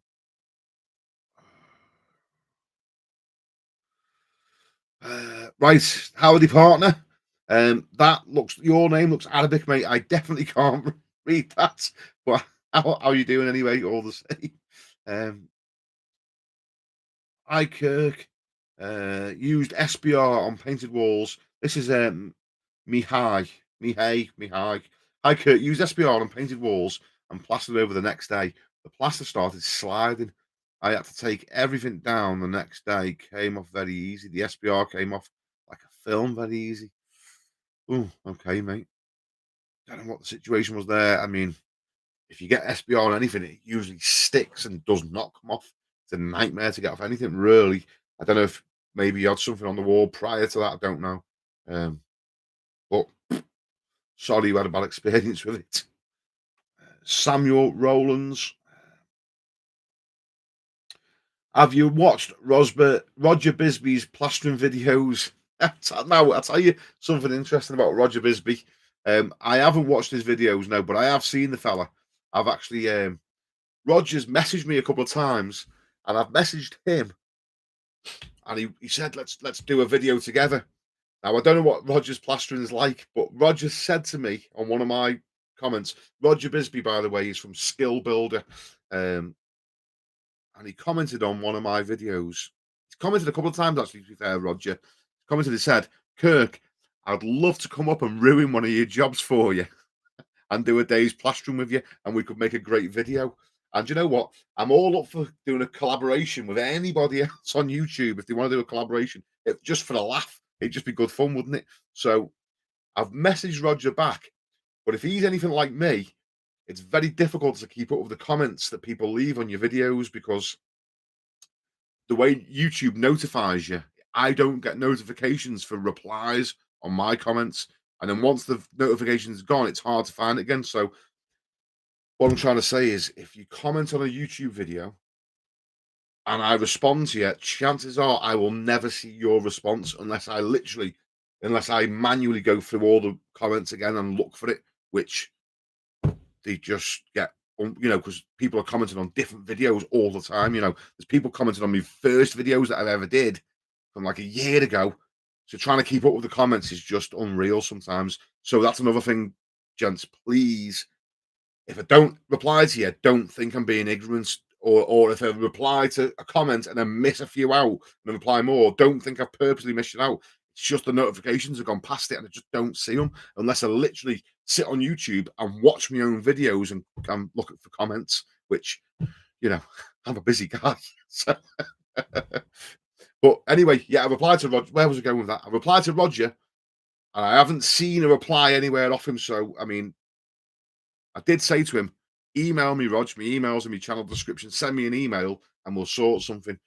But he's probably like me, probably never sees the replies. So if anyone knows Roger Bisbee or is in contact with him from Skill Builder, tell him Kirk said, flipping send him an email or just Google Kirk Johnstone the Plasterer and he'll be able to phone me up.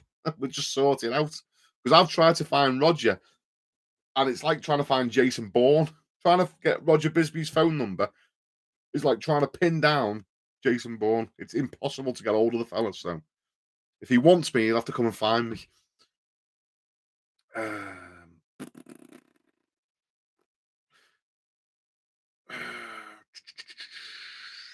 Mihai, is that normal? Use blue grit. Going to plaster it tomorrow. I don't think you'll have any issues with blue grit. Use your blue grit. If you're new at plastering, blue grit, you can't really go wrong. You've just got to go on a little bit thicker to get over the grit. You should be fine. Uh, Billy the Kid. Billy, you're asking some random questions here, mate. How tall are you and how big are you, sir? I'm about that big, I'm about that tall, right? And about that fat. Okay, mate. Uh, Michael Dix. Me for the trial, pal. Okay, Mike. Okay, sound. We'll have to sort out a fair way of doing it, mate. Maybe we will do a video. I don't know. I'll tell you what, Mike. Right, stuff it. Just send me an email, Mike. Go on my channel description. Send me an email with your address, and I'll just send you the trial. All right. As soon as I get a new one, you can just have it. There you go. Michael Dix has won the trial. Don't worry, guys. If anybody else wants a trial, I've got um, two more. So the first three emails that I get, you can have a flipping trial. All right. I'll send them off to you in the post. Uh,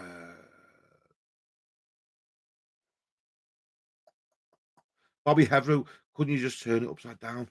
What's Bobby on about? What is Bobby on about? Bobby, I've missed something here. I can't remember what we were talking about. Um, Omar, yes, take it, lol. I use a 16. My elbow don't like it anymore, though. Could use a nice 14. Right. You better get in the comments, Omar, in the email box, mate. There's only 3 trials. Where are we?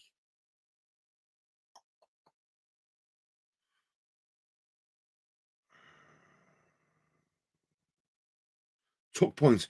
Do you ever use any base coat plaster, then finish plaster over, or always just finish plaster?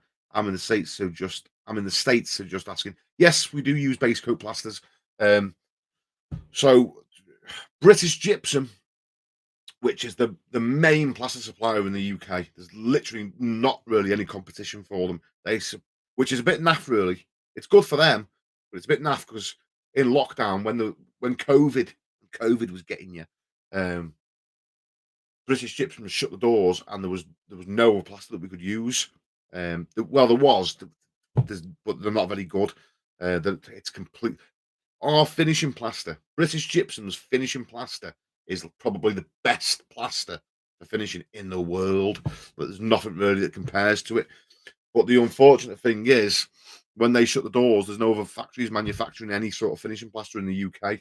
So um, they've literally got the monopoly on all the plaster in the country. Apart from there's a few different suppliers of a dry wallboard adhesive, the adhesive that we set the plasterboards on with. Now that said, base coat plasters, yes, in the UK. To answer your question, point two, do you ever use any base coat plaster then finish plaster over it? Yes, we have hard wall and bonding coat. We used to have tough coat and we used to have browning, but they've been scrapped now. They don't use them anymore. We also have dry coat, which is ideal for damp situations or whatever. And then we've got renovating plasters. We've got sand and cement that we use as base coat plasters, and lime as well. But that's venturing off into different stuff. So yes, we do have different base coat plasters that we use over here in the UK anyway. Um, King Corso 450. Let me come work, get on the better tips in person, get my skill spot on. Do you know what? I actually get people message me all the time to come and do a day's work with me. Can you imagine though, if I let everyone turn up and then you turned out to be an absolute lunatic and lost me a job? Oh, Andrew Butterclough. Right, okay. Andrew's talking to the high. Well, he's talking nonsense. Yeah, I know. He's flipping nuts, isn't he?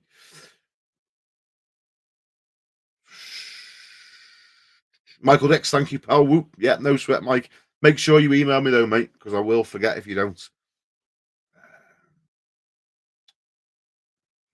Where are we? Right. Samuel Rowlands. Was I in top 3 for the trial? I don't know. Send me an email. The first 3 emails, right, will be the 3 trials that get sent off. I've only got 3. I've got a load of trials, but I've got literally 3 that are worn in that are just sort of doing there. I just sort of sat doing nothing, so I don't mind giving them away. Took point two, much appreciated. Applied. Cheers. No sweat, mate. Pleasure. Billy the Kid, do us a favour, mate. Stop commenting nonsense. Just talk normal stuff. Max, I work on some big trade YouTube channels. This one's going to be huge. Appreciate it, Max. Oh, Max, your name stands out. Did you tell me, Max, that did you did you send me a message, or did you comment on my videos that um you do video editing for a electrical channel and a plumbing channel? I'm sure that was you, mate. If my memory serves me right, I'm sure it was you. Ah, Nick, the Greek sick Brits. How you doing, Nick? Flipping it, mate. It's been a while since I've seen one of your comments. True with the corners, mate. The refiners are nice trowels, but come completely rounded, so are useless corners. Yeah, that's it. You're in the same boat as me, mate. So we all plaster. We all use different techniques. I like using me corner, me trowel for cutting the corners in. So Nick understands what I'm on about. Billy the Kid, I'm excited to see more of your channel. Appreciate it, mate. Cheers, pal. Thank you. Callum King, 4 months into my adult apprenticeship and thoroughly enjoy all your videos. All the tips are bang on and very helpful, especially going in neat and angles, prevents mess on adjacent walls. Cheers. Spot on, mate. Glad you like that one. I'm glad that tip was taught to me by Lee Murray, Musmy, mate, years and years ago when I first started on the building sites, going in neat into the angles. Billy the Kid said he's talking normal. This is me. Okay. All right, Billy. Spot on, mate. Anyway, listen, Billy, I'm not knocking you, mate. It's been nice to have you with us. King Corso 450. Wish you gave me the cream of tartar trick for more time when I learned to plaster from your videos recently. You should do it in a video for the other first timers. Yeah, cream of tartar's okay. I've used it a few times. Well, I've used it more than a few times, to be honest with you. But the extra time is a bit more predictable, so I don't really recommend cream of tartar. I'd sooner recommend people use extra time because it's more of a precise product to use. That's a way of saying it. Max, yeah, that's me. And you see it. Do remember? Listen, just so you know as well, fellas, I literally read as many comments as I lie in bed, going to sleep, just scrolling through the comments. I don't reply to them all because half the time I'm half asleep, but I'll post a video and I'll literally just lie there as I'm nodding off. I'll be reading the comments and I don't reply to everyone because I'm going to sleep, but I do read them. I do genuinely read all the comments, and I do pretty much. It sticks out to me people's names, so I might not always reply, but I do read them. I do appreciate your comments. RC Speedo 33. I just joined. What's popping, mate? It's the crazy bus, mate. It's the crazy train. Mark Selcock. If I'm having to go for myself, what do you think of using a sponge? Okay, here's my opinion on sponging when you're plastering. Sorry, just give me a second. In my little workshop here, this is insulated with like 70mm Kingspan in all the walls and ceilings, and I've got a little electric heater under here that is now turned this place into a sauna. So just bear with me. Oh, flipping roasting.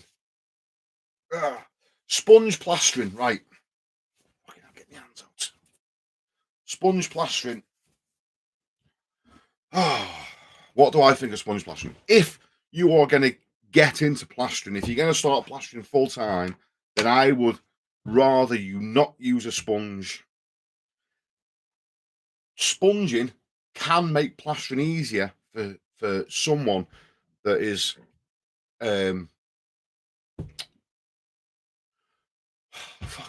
think of the best way of explaining this. Okay, sponging can make your plastering easier. It's easier to use a sponge to get a nice job, but it takes more time. It's an extra process to do. So if you were going to say to me, Kirk, I'm going to plaster these two walls in my house, and that's all I'm ever going to do, then I would say Sponging will make your life a lot easier. If you said to me, Kirk, I'm going to train to be a plasterer, I want to plaster every day going forward, then I would say learn to plaster without using a sponge, because ultimately using a sponge will slow you down in the future. That's the best way of explaining it. So if you said to me, you're never going to do any more plastering, you're just going to do it one off, then yeah, put your first, this process would be the ultimate easiest way for any beginner that was never going to do any more plastering. Maybe just plaster a couple of walls in the house as a one off, and that's it. This is the way that I would recommend to do it. First coat on, speed skim. Second coat on, speed skim.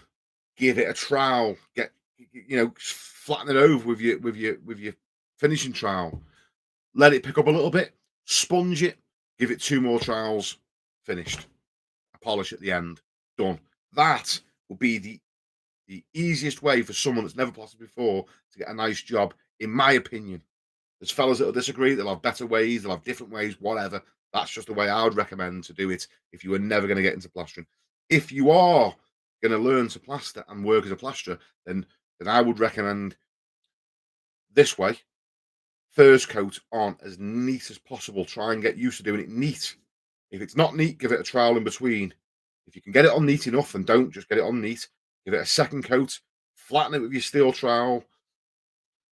First wet trowel, second wet trowel, polish.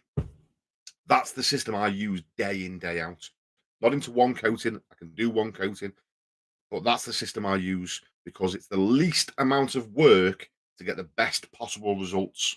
It's the less amount of steps in a process to turn out top quality finishing plaster.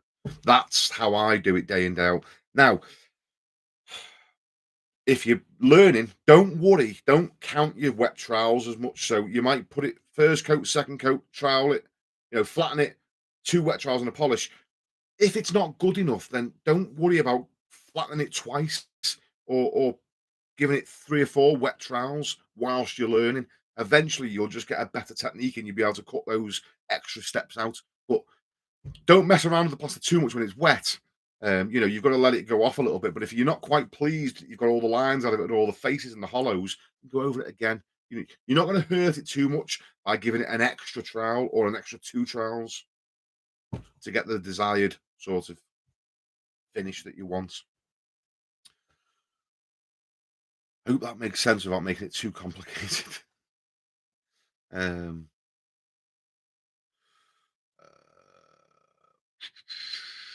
Billy the Kid, new subscribers are seeds. Okay, yeah, I agree.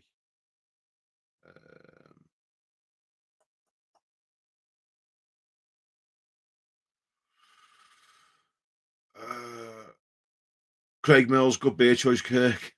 RC Speedo, can you please put on Sunflower by Post Malone? Do you know what, mate?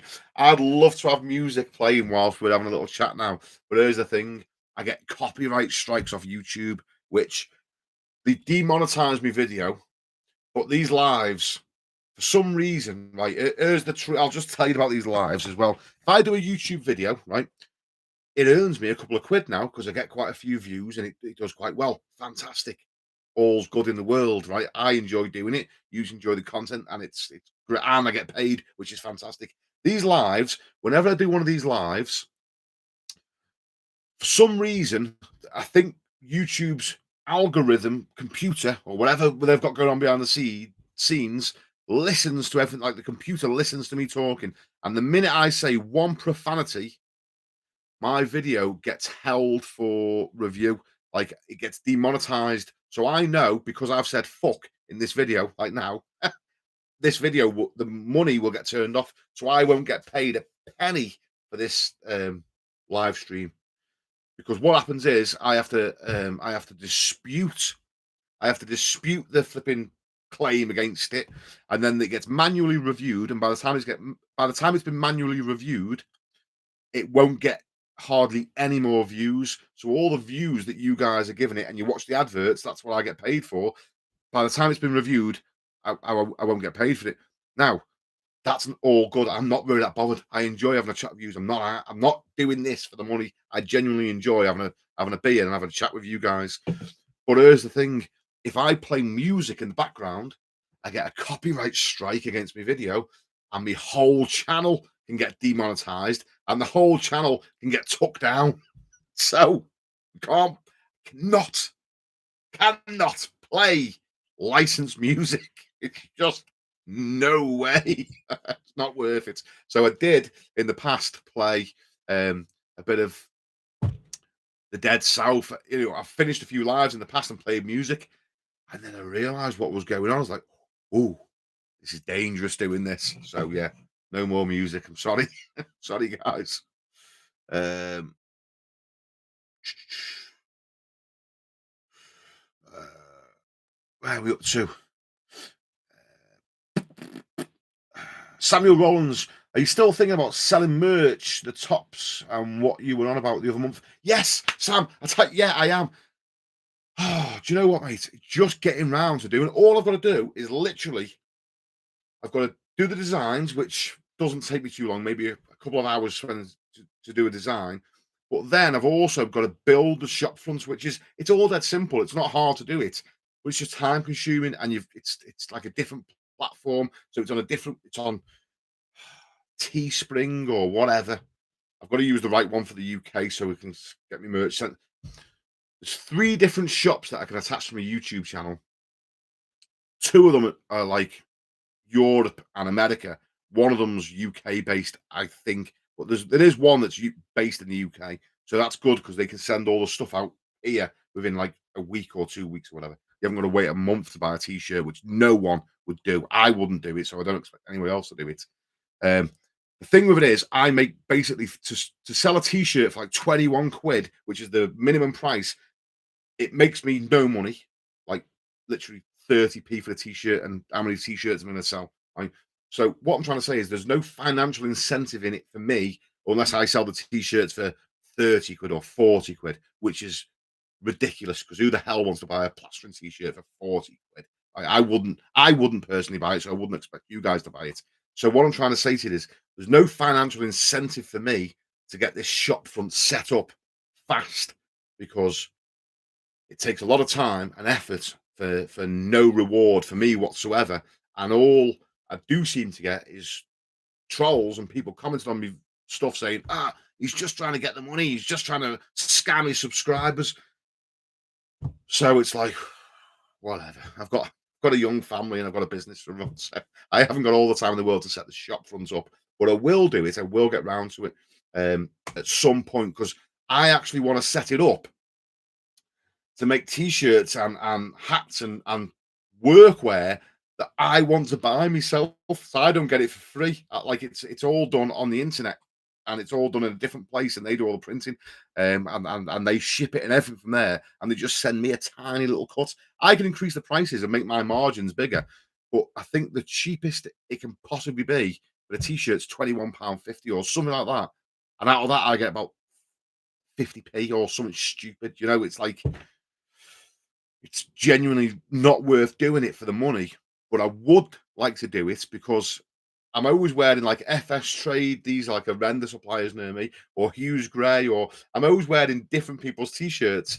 And I think to myself, I'd like to wear my own, my own stuff. So I want to make this merchandise for me to wear, just so I can wear t-shirts that I've made myself. I'll get round to it, mate. I'll probably over Christmas when I've got loads of free time, on me 2 days off, I'll do it then. If that makes sense. Mm. Handy slates. Anyone use aluminium sulfate for the speedy upper? 8.99 a kilo tub off eBay. Andy, yes, I've used aluminium sulfate to accelerate plaster. The only thing with it is you've got to get the right percentage. You can get aluminium sulfate and it'll be like 12% or 30% or 50%, whatever. So it's trying to make sure you buy the right percentage and then trying to make sure you measure out and use the right amount consistently. But yeah, that's basically it. I believe that is basically what is in the little sachets of half time that you buy. But for me, again, I'm not plugging this. I don't get paid for this. I know the fella that makes it, but there's no financial gain for me whatsoever to tell you this. I genuinely just buy half-time accelerator because it's already measured out and it's consistent and it's not expensive. I mean, people say it's expensive.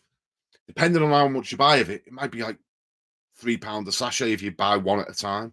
And people go, "Oh, it's £3, it's half a bag of plaster." But I'm like, if something costs £3, but I gain 2 hours, it's a no-brainer for me. It's like I can do a bathroom ceiling in literally 40 minutes with half time and make £150 with a bathroom ceiling in like less than an hour for spending an extra £3. So it's like for me, it's like doesn't make sense not to use it. I just use that.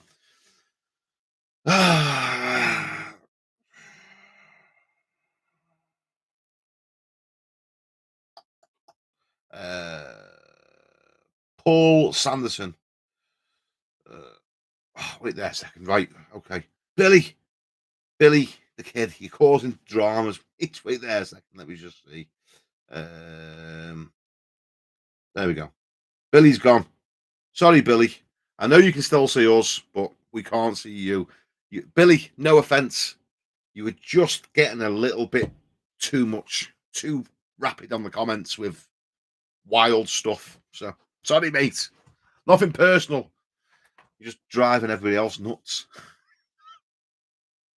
Right. Where are we up to? Uh, Mark Silcock answered my question. Thanks. Spot on, Mark. Howard Morris. I've got to refine a metal speed skim, Kirk. Do you reckon the plastic ones are better? Not sure the difference. I only use to flatten, not to trowel up and do up as some do. Okay, metal refiner speed skim. You probably call it refiner spatula. So there's metal ones and plastic ones. So the refiner spats, the metal ones. Here's the thing with them. A lot of guys that work with different plasters from different parts of the world, the metal spats are great for flattening things in, for tape and jointing or whatever. The metal spats work fantastic. When we use metal spats or metal speed skims on our plaster, British gypsum finishing plasters, it works. It's fine. Nothing wrong with doing it. The plastic is slightly better because it doesn't bring the water to the surface. If you go over a ceiling, say you put your ceiling on, you get 2 coats and you go up and down with your metal spatula or your metal speed skim, as you're saying it's called. You go up and down with it, and then you go across it.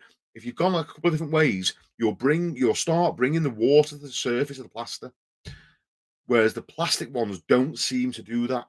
That's the only difference. Nothing wrong with using it. That's just the difference. And as well, if you get a nick in your plastic one, it's easy to rub it out with a bit of sandpaper. A little bit more difficult on a metal one, and more chance of getting a nick because they're quite long. You put them in your van and things hit them and what have you.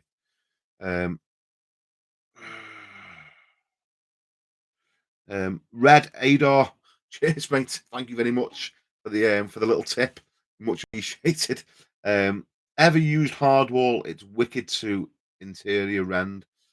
Yes, I have used hardwall. It's lovely stuff, and it seems to be quite low suction when you skim over it. Doesn't seem to pull in that much. So, yeah, hardwall's lovely stuff. The only thing you got to remember with hardwall, it's for high suction backgrounds, guys. So you can use hardwall. It's fine, but don't be putting it over painted surfaces. Don't be putting it over SBR. Don't be putting it on plasterboard. It's not. I mean, yes, I've put some on plasterboard and it's been fine, but it's designed for high suction backgrounds. It doesn't stick as well. So when you've got your gypsum-based plasters, your gypsum-based back coat plasters, you've got bonding and you've got hardwall.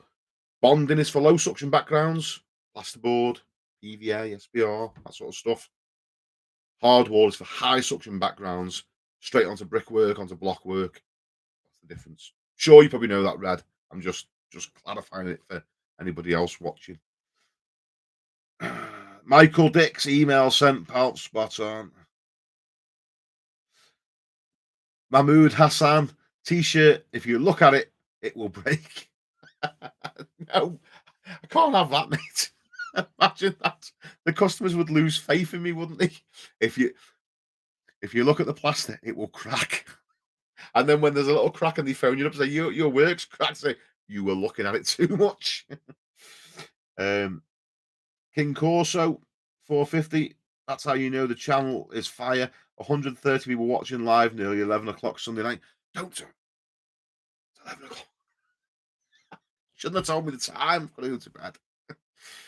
Cheers, mate. Thank you very much. Do you know what? I remember when we used to do these lives. I mean, I've done some of these lives, and there's like 300 people on. I remember the first live I did, and there was about 10 people watching. And I was getting dead nervous. I was getting anxiety. I was like, I'm not nervous. I'm quite happy to get up and do like speak in front of crowds and stuff. But it's a bit weird doing like a live because I can't see you. You know, it's a bit weird. Just think of the concept. I know you can see me. It's like watching the telly, isn't it? But I can't see none of you. So I can see me on the screen here. Anyway, doesn't matter, does it? I'm used to it now.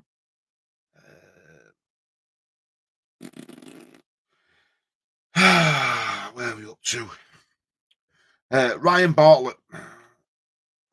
If plastering a wall behind a shower that's had the tile leaking and it's grown mold and soot, what would you do? Check the plaster first, see if the plaster is deteriorated.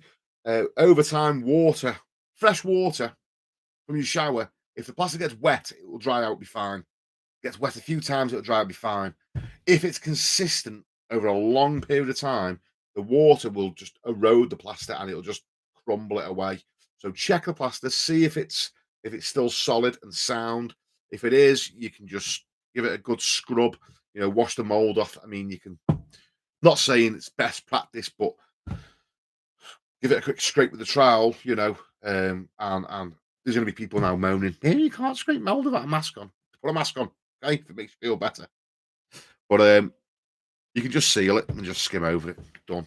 The mold needs air to flipping grow and live, doesn't it? So as soon as you seal it and skim it, it's going to die anyway. It doesn't matter. So you can just skim over it as long as the plaster's sound. If it's not sound, then cut it out and go back to the brick and start again, or back to take the plasterboard out, cut it out, and put a fresh piece in.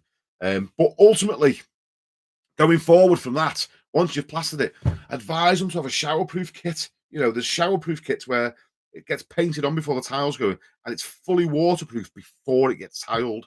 For the extra 40 quid, the peace of mind of that is just worth doing, isn't it? Calvin Jones, poor Billy. Don't say poor Billy. You make me feel guilty, but he was wasn't driving me nuts, but there was a lot of comments, wasn't there? He was a little bit too yappy with the comments which is fine, but of stuff that had no relevance. So he had to go. Ultimately, Calvin, the way it works is Billy can still see me. He can still hear us. He just can't say anything. Or he can at his end. At his end, he's still typing comments, but they just don't show up on the screen here no more. The comments are like invisible to us now. He's probably not unaware he's still there, flipping, chatting crap, posting it to us. Stephen Thomas, been a while. It has, Steve. Hope you're keeping well, mate. Business is okay, mate. Business is good, thank you. Stay spicy. Hey, flipping, where have you been for ages as well? Used to chat on the Plasters Forum. Is that you'll have to tell me, Stay Spicy, what your actual name on the Plasters Forum was. The Plasters Forum, flipping heck, you're going back a few years now, mate. That was Danny, the Plasters Forum, wasn't it? If any of you guys are on the Plasters Forum as well, have a look. I'm not on there no more. I think you have to pay to be a subscriber. I don't go on. I don't go on the Plasters Talk group anymore on Facebook, just because I haven't got the time. But before the Plasters Talk group, I was on the Plasters Forum with Danny. And if any of you boys are on that, if you go into the guides section, I wrote a few guides. And me and Danny were actually chatting about writing a book once. It never come off. But anyway, yeah. That was a flipping few years ago, that, mate. Fair play. Calvin, love the suction and pull test. Cheers, mate. Glad we're going to do a few more tests, actually. Going to do another one. I'm going to do a test soon on Scrim. We'll see how that goes. Sam Madison, evening. Only found your channel this week, but I can't stop watching the videos. Great stuff. Don't worry, Sam. You'll soon get sick of me, mate. My missus flipping hates me. She said I talk too much. Samuel Rowlands, Kurt, you should do a video with your old man. I reckon it'd be a good laugh. No way, mate. No, no way. Trust me. No, it ain't gonna happen. My old man, I mean, I'm not politically correct at all. I'm anti all this political correctness, right? But I'm careful. I'm one of these guys, I'm quite good at most of the time at thinking before it comes out of here, So because you don't want to offend people, right? And I don't want to get my channel closed down and all sorts of stuff, right? I would literally have to edit every single sentence that come out of my dad's mouth because he's like he's ruthless. So and I think he's a bit camera shy as well. So not even. Do you know what? Actually, it would be funny. It would just be flipping chaos. It'd be carnage. Even to get me dad on camera would just be carnage. He's flipping. Oh, Alf Garnett. Alf Garnett reincarnated is my dad. Um, he's not racist, by the way. He's what's the best way to describe it? He's just old school. He's just old. That's the only way of describing it. My old fella is old school. Evening. Oh, there we go. Chet, it's been a while. It has been. How you doing? You okay? V4 Victory 2025. Great channel, Kirk. Love watching how it's done nowadays. I packed up years ago before speed skims and battery mixers came in. Yeah, that long ago. That wasn't that long ago, mate. That wasn't too far ago. Red Adar, fine, bro. I'm in, but I see our kid in Formby. Ever need a hand with anything? Shout us over. Spot on. Cheers, mate. Thank you. I might take it up on that actually. Urbex Shawnee, speaking of anxiety, have you ever done a video about being self-employed and mental health? Yes. Oh, what was it called? Yeah, I have done a video about anxiety and mental health and being self-employed. I think the video was called The Tax Man. Oh, I don't know. Go through my videos, right? And it's a picture of me, like a cartoon picture of me, and the tax office behind me, like in a cartoon style. But yes, yeah, anxiety. Just whilst we're touching on this as well, mental health. Um, here's my take on it. Right, here's my thing on mental health as well. Just whilst we're on the subject of it, here's my thinking on it. Just my opinion. You might disagree with me. Just going to tell you my opinion on it. I think that most men don't like to talk about mental health because they see it. If they say they've got mental health issues or problems or anxiety and that, they see it as a weakness. They see it as saying, like, I'm not strong enough and I'm suffering with this now. Right? That's my belief on why fellas don't talk about it. Here's how I believe is the best way to help people that are struggling with mental health, anxieties, depression, right? I believe that women like to talk about it. I believe that women like to get their problems off the chest and talk and tell you what's going on, right? I believe that most blokes don't like to do that. So if a fella's feeling down and depressed, I probably won't go around his house and say, "Come on, let's go for a beer. Tell me all about your problems," because that ultimately, in my mind, makes him feel weaker to talk about it all. So here's what I do: if I spot one of my mates looking like he's going a bit downhill, I will think, what is that guy useful for? And I'll go and ask him to help me. Men like to feel useful.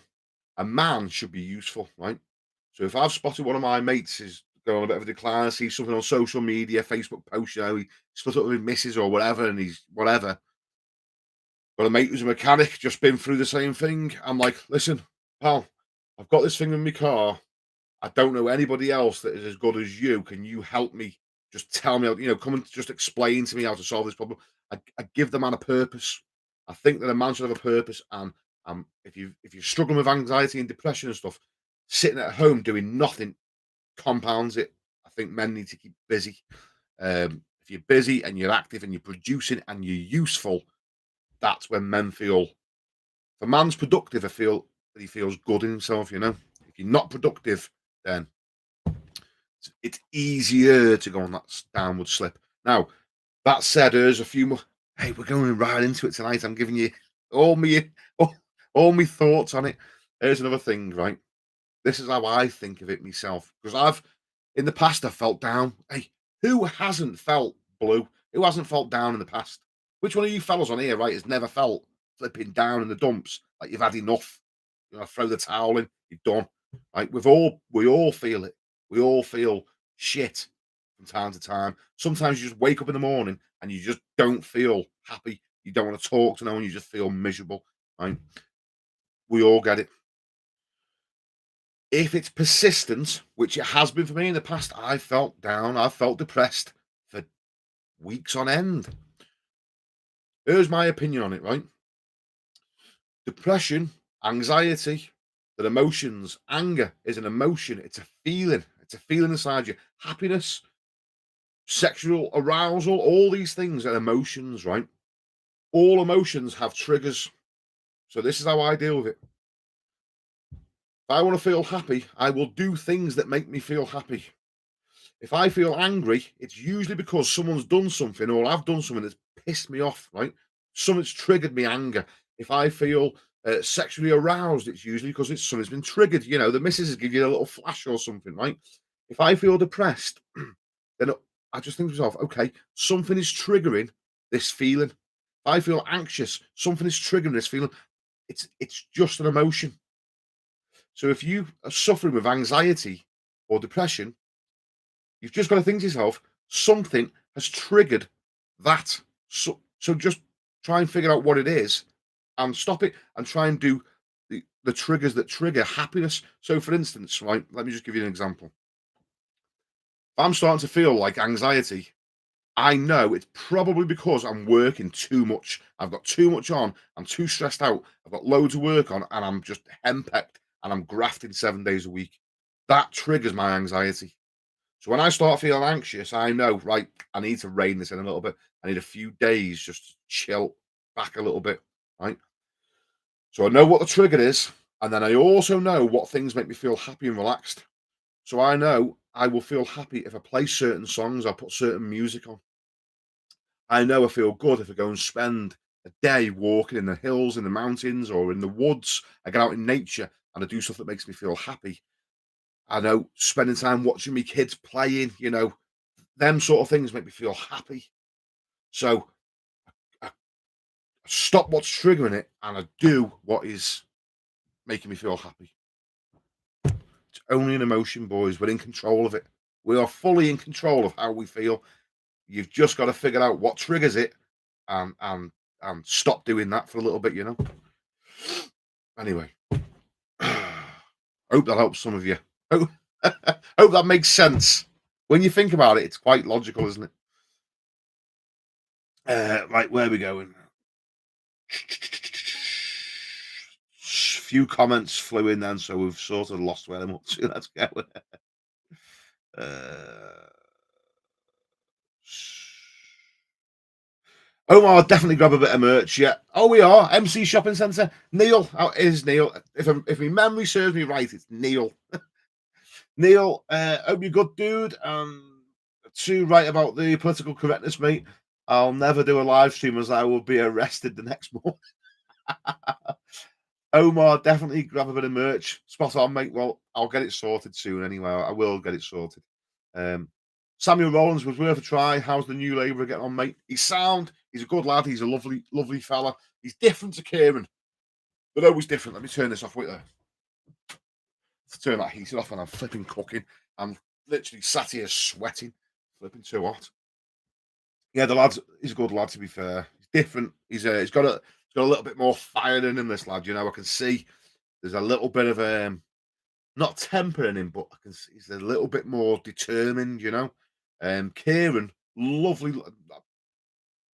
Everyone's got good qualities, you know. It's a bad quality. It's just different qualities.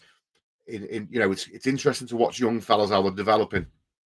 And Kieran was a very peaceable person, whereas this Nathan, I can sort of wind him up a little bit, you know, and he's quite determined, and he's like, you know, I'll prove you wrong, sort of thing. So just interesting watching how he's coming along. Um, Omar, night night, Billy, he's gone, yeah. Mr. D, oh hell, dreams crash. It's okay, it's normal. Where are we here now?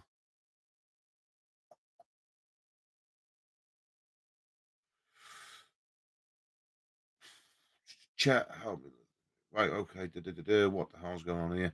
There's some strange comments. Eugene government audits. A video description will be tremendously helpful.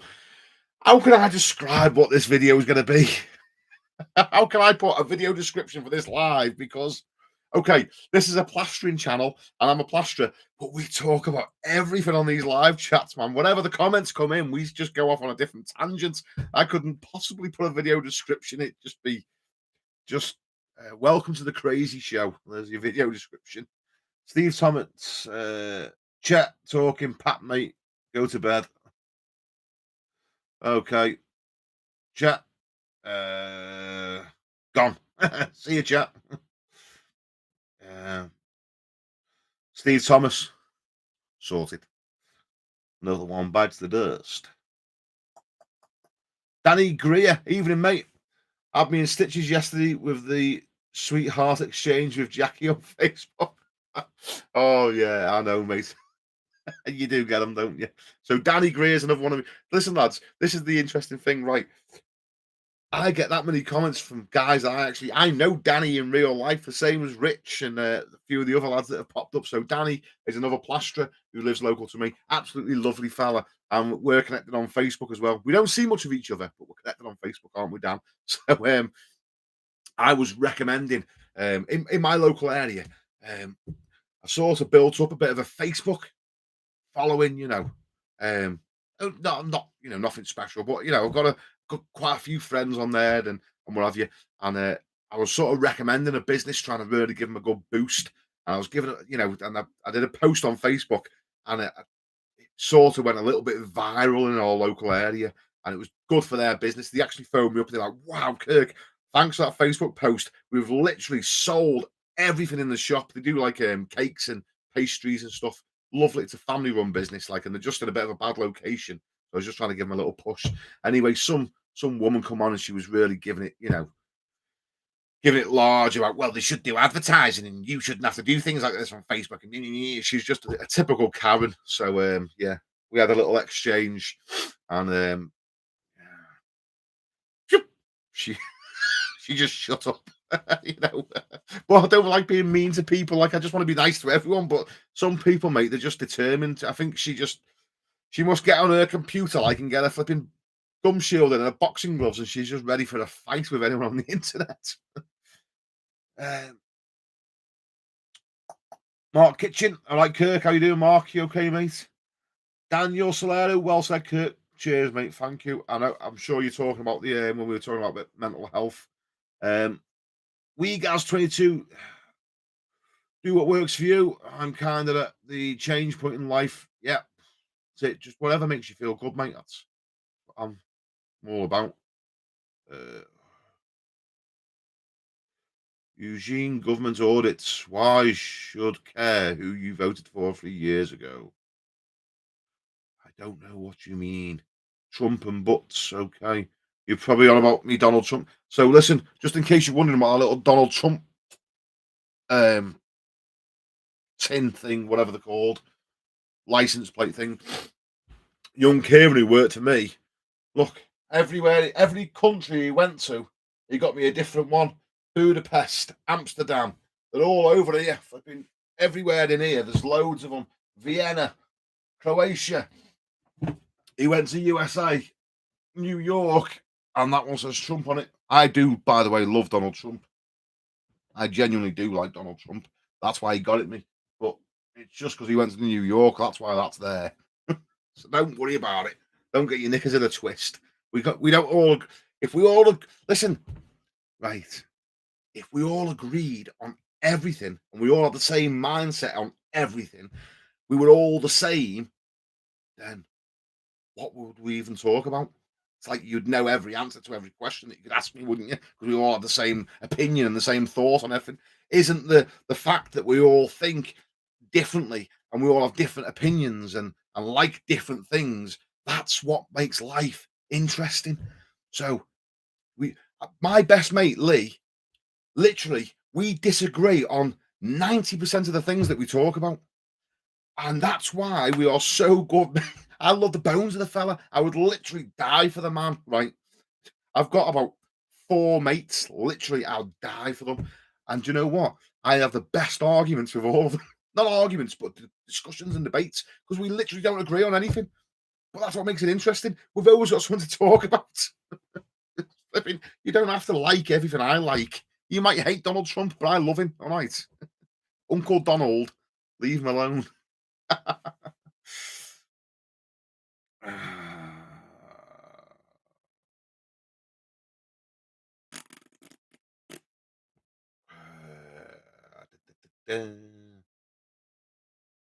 Eugene government almost. This is my first time here.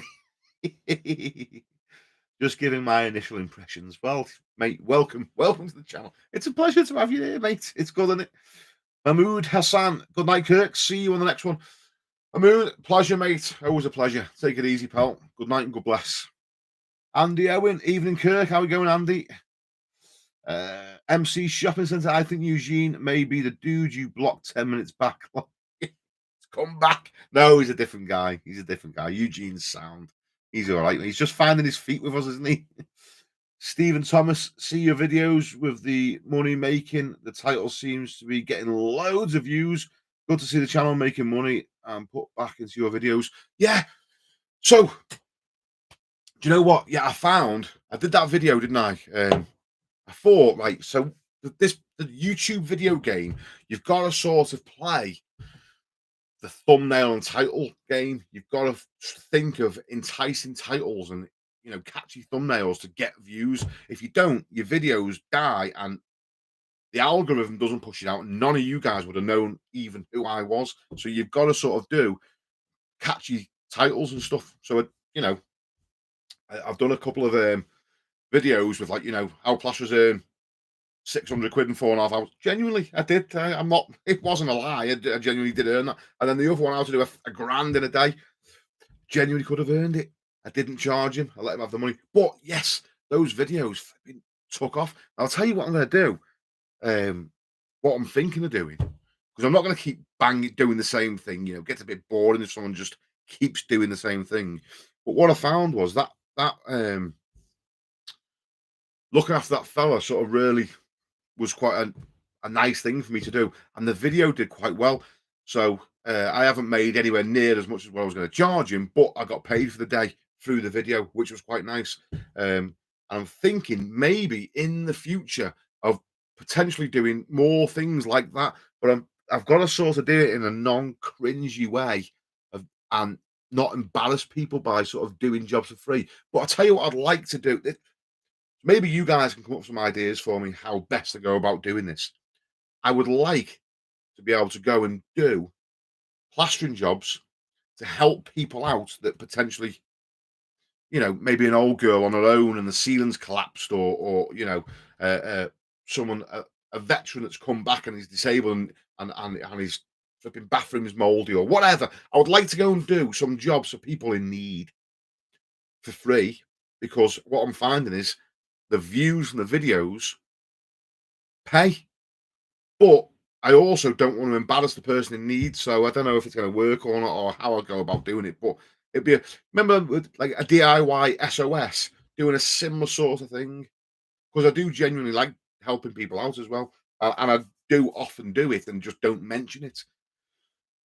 But I think it's quite a nice thing because it's quite inspirational for other people as well. But it's also, you got to find the fine balance between being inspirational and embarrassing people or being a bit cringy.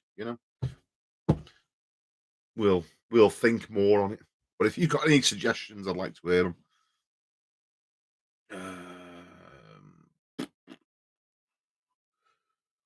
WeGaz22, I like Trump, but not when he's in charge of nuclear launch codes.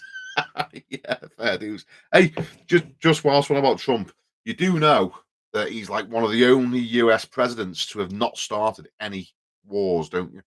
You know, of all of them, even the ones that talk dead nice but start wars and invade countries, like Trump didn't start any wars. Um, he did actually um, make friends with, well, not make friends, but like sort of calm things down with Korea and Russia. I mean, he's probably one of the most peaceful presidents we ever had.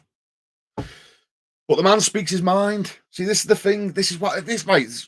Not going into political stuff too much, but Trump, right? Whether you like him or not, he's not sponsored by nobody. He's not there because people are paying him, and he relies on donors. So the man actually just speaks his mind. What I think all presidents, all flipping, even the UK, all our Labour leaders and all them, they should all have to wear jackets like racing car drivers and have the sponsors, you know, like flipping sponsored by flipping Urenco or Unilever, you know, the people that make the big donors to these political parties, they should have to wear who's donating them the money, so we know who's really in charge. That's what would be good, wouldn't it? The good thing about Trump is he doesn't need no one's money, and that's what he said. That's what he said to Hillary Clinton, if you remember, on that little thing. Like, yeah, your donors. Anyway, let's not go into it. Red Adar, I Kirk, I left an email a bit back. All right, I'm on the live. Give me a minute. As soon as I get off this, I'll have a look at my emails. Uh, Different Gear TV must be hot in there for a t-shirt, mate. This is like a little sauna in here. I'll be honest with you. I sort of over. I over-engineered this little office a bit too much because I can't get any phone signal or anything in here. It's got that much insulation around it, so I have to. I've had to hardwire the Wi-Fi into here, so I've got like an Ethernet cable that goes into my house, wired straight. Yeah, anyway, yeah, it's warm. It's very warm in here, mate. Uh, Danny Salerno, Night Kirk, all the best. Take it easy, Danny. Uh, Dan Doddington, legend you are, Kurt, mate, from a fellow spread. Cheers, Mr. Doddington. You're a gentleman. Different Gear TV. I think I found your videos looking at painters' videos. I seem to get about on the internet a bit now. WeGaz22, how easy do you think it would be for a 43-year-old to do a career change into the plastering trade? It depends on you, mate. Depends how it's hard graft. It's hard, plastering's hard work. It's all I know, so I'm sort of accustomed to it now. So for me, it feels easy, but to learn, it's yeah, because I've learned all the techniques of how to make it even more easy on my body. I think it's physically a demanding job. It's possible, mate. I know fellas that have done it, but it is a physically demanding job. So I don't know what you're transitioning from, but maybe transitioning from something where you're sedentary, you know, sat down, office work your whole life, it might be a massive shock to the system, but it's doable. Depends probably how flipping nuts you are to to do it. Um, uh, Ningis, just buy more FS shirts and sell them as fastest spread shirts. Hey, I'll tell you about these shirts. FS Trade, right? I get these for free. They're just promotional t-shirts. I mean, the render center it is. It's on the back here. The render center. They supply all render products. They're in Liverpool. Fantastic firm, by the way. Um, I use all different firms. There's direct building products. There's Phil Gill, FS Trade. I use all different firms just for different things. These I get for free, and all I ever get is people saying to me, "Does that stand for fat shit?" It's like, yes. I thought it stood for flipping sexy, but my missus disagrees. Uh, Ginaj, love your work. I was watching all the way from Turks and Chiakos. Chiakos. Don't know where that is. I'm not very good with geography. But anyway, appreciate your nice comment, mate. Red is off to bed. Up early. Top man, top show. Take it easy, Red. Good night, God bless. WeGaz22. I tell you what, actually, I'm going to blitz through these comments because I want to wind it in now. It's 20 past 11. I want to go to bed myself. I want to finish this beer as well. So, WeGaz22. A bit like pressure washing dudes doing free cleans. They're good content. Yes. That's what I'm thinking, mate. Yeah, yeah, yeah. I should probably try and watch their channel and just see how they do it. Um, Stephen Thomas, there's a guy on the internet called Alan Hart. He's a gas man like me, and he does charity heating installs across the country. Such a top bloke. Gets sponsors for materials, etc. Great idea. Yeah. Okay. What's his name? Alan Hart. I'm going to watch his stuff and see how he does it. I'm going to see. Not. I'm going to change my content. I'm going to keep the content the same, but I'm going to see how he goes about um, approaching the subject of doing it for free without causing embarrassment. If that makes sense. So what's Alan Hart? I'm just writing this down so I don't forget. Alan Hart. Okay. Stephen Thomas. Thanks for that, mate. You're a gentleman. Sammy Rowlands, Mark Drakeford wouldn't have a race coat. He would have a 20 mile per hour sign stapled to his forehead. Yeah. I'm assuming this fella is a Welsh MP or something because 20 miles per hour, if you go into North Wales now, that's it. That's all you're doing. No emails. A bit back on the chat. Okay. Took point two. It's only 6:30 in South Florida, bro. I know you're up late. Yes, it's getting on a bit now. Look, do us a favour, guys. Stop commenting. I want to read the rest of these comments and wind it in so I can go to bed. But I don't like leaving anyone unanswered. So anyway, let's just blitz through these comments and see what everyone's saying. MC Shopping, Samuel Rowlands, tell me about his Sam. I'm up in the valleys. A scooter is faster. Feel for you boys in Wales now. Social care, we guys 22. Social care, so basically what Kieran's away to. Yeah, well, I mean, st- still going to do my normal jobs, but I just like, going to help. If I can help people out, and this platform gives me the opportunity to get paid for doing it, then I can do more for people. It's a good thing, really, isn't it? Just got to go about it a bit of a sensitive. I've got to go about it a bit of a sensitive way, I think. Um,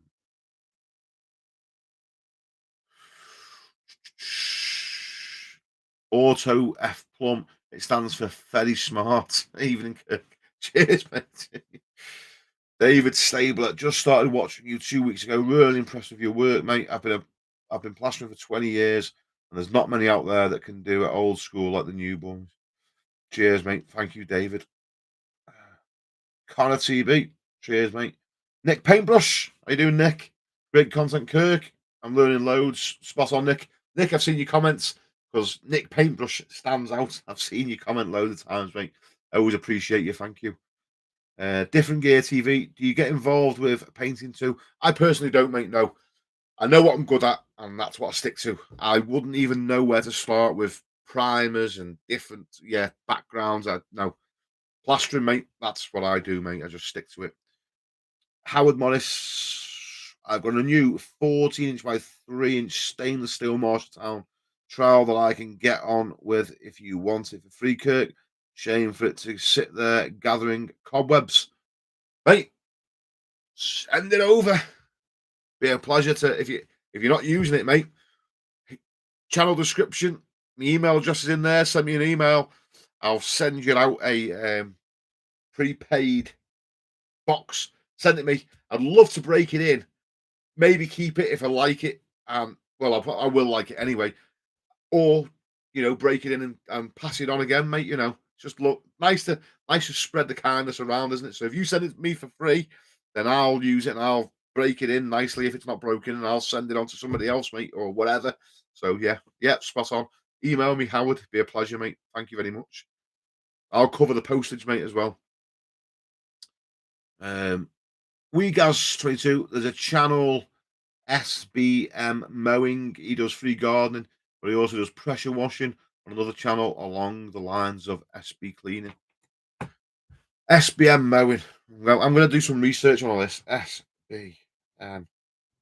This is the good thing about this. I love having these little chats because you guys are like flipping. I just see this like sat round a table at a pub and everyone's just chipping in a little bit. When a load of fellas get together and put the thoughts together, there's not really much that you can't accomplish, is there? So We guys 22. Good night. Yeah, good night. God bless, mate. Take it easy.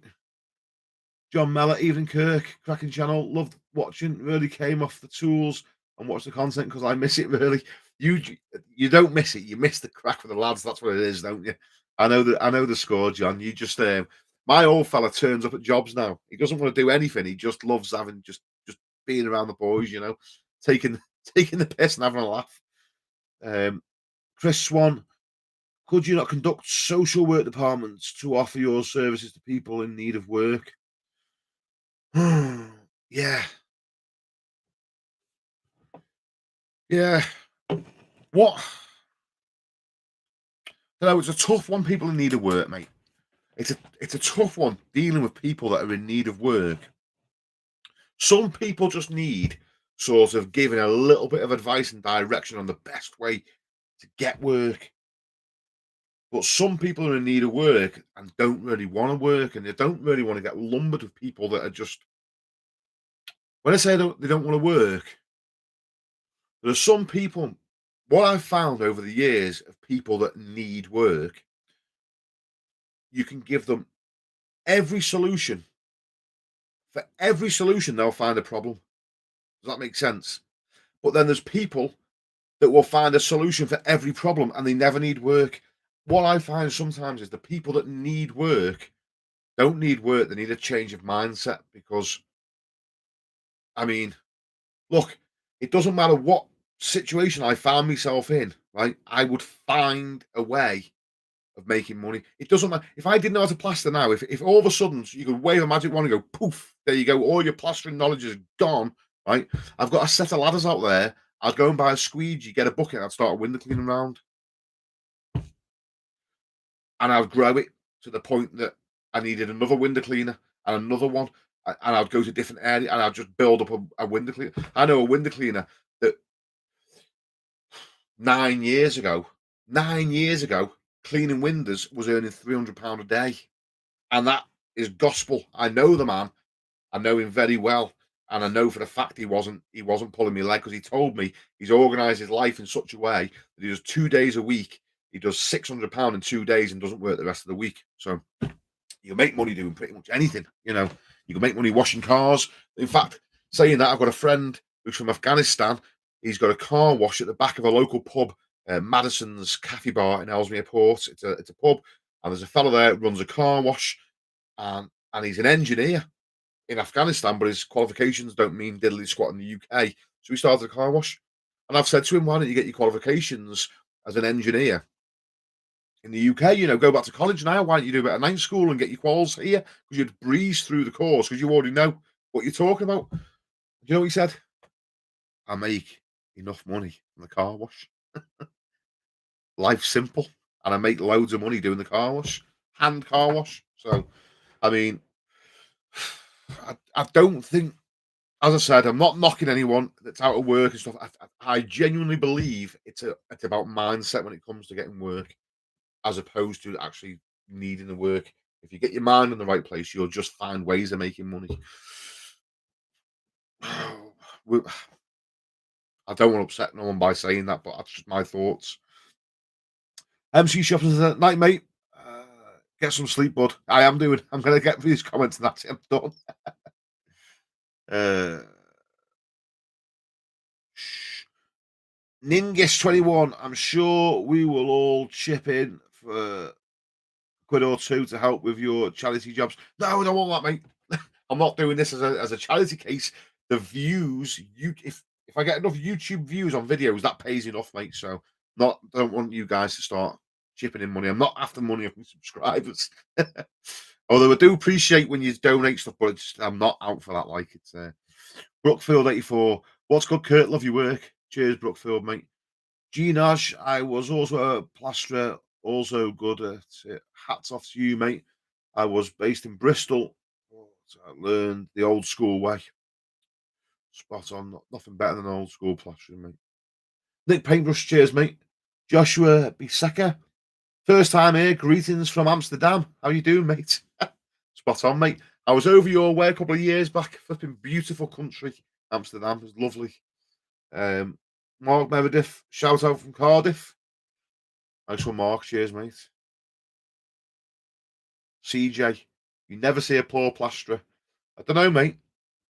I know a few lads that have struggled. Again, though, it's. I'm not saying these guys are poor, by the way. I've seen plasterers really struggle to get work domestic.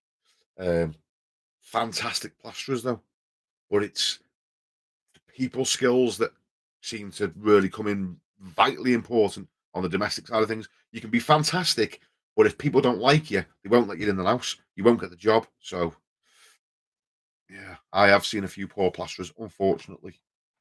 Sad as it is. Samuel Rowlands, nice one, Kirk. I'm off to bed. Good night. Take it easy, Sam. South Oxfordshire plastering, off to bed. Or I'll be falling asleep on the hop up tomorrow night tour.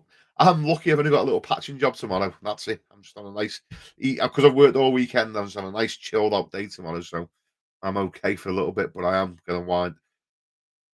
Howard Morris, I'll sort potions, mate. No worries. Leave it with me. Gentleman Howard, thank you very much, mate. I look forward to the trial.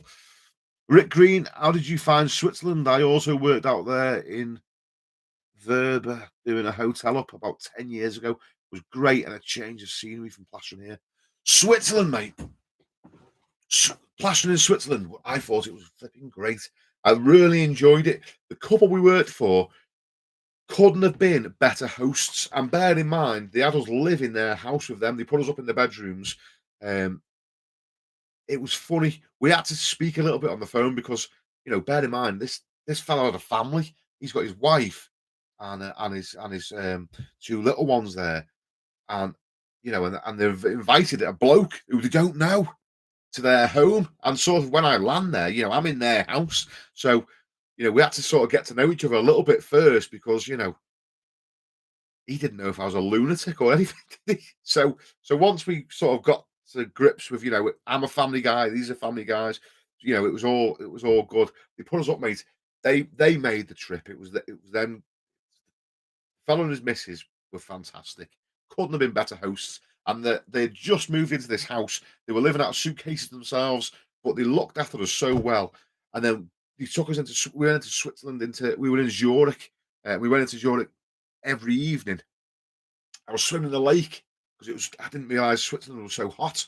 Um, it was just a fantastic place and immaculate, absolutely immaculate. It was just a beautiful part of the world. Just a shame it's so flippin' expensive. But we're millionaire plasterers apparently, aren't we? So we can afford it.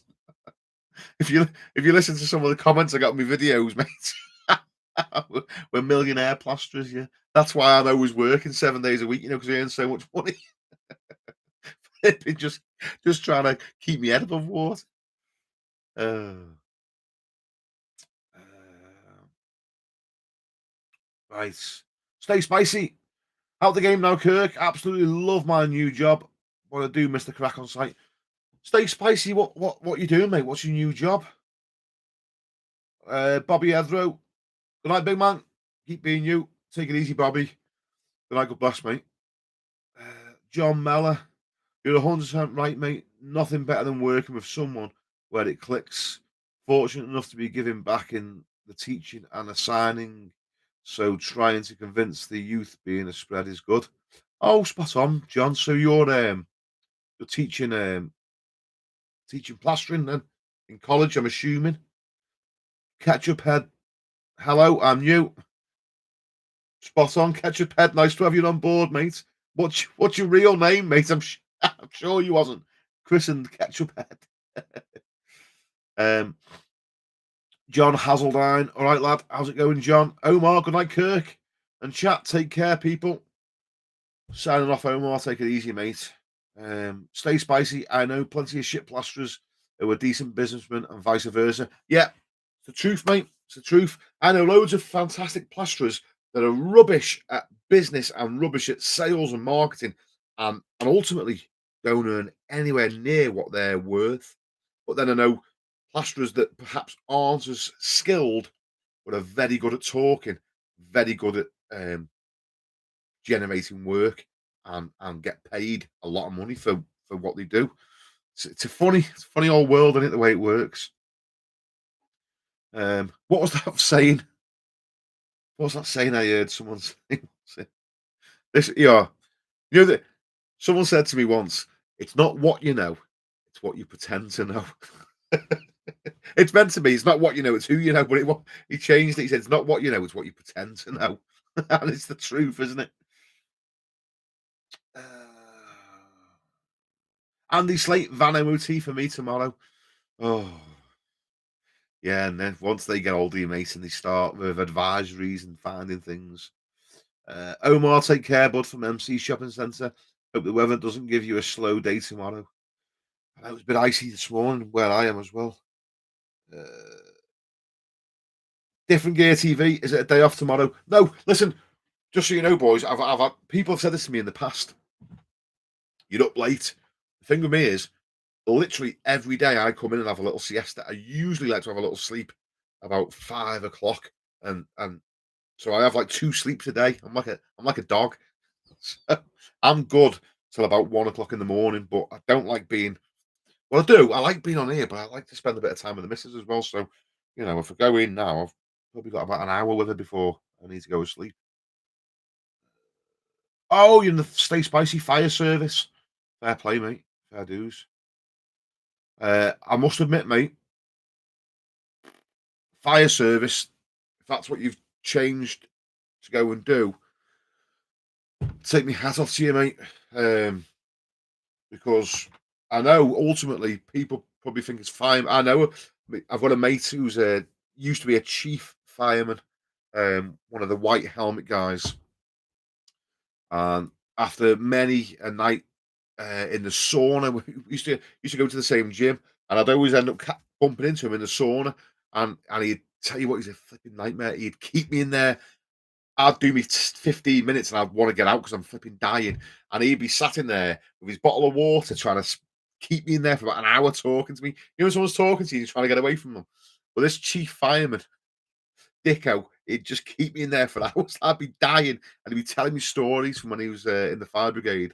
On fair dues to you boys. I know the majority of a fireman's work is not fighting fires. It's literally pulling people out of car crashes, and it's not a nice job. So for you to go and do that, mate, and have the stomach and the that about you to be able to go and do that, I take me hat off to you, mate. It's not something I could do. Seeing people um, in those sort of situations would stay with me too much.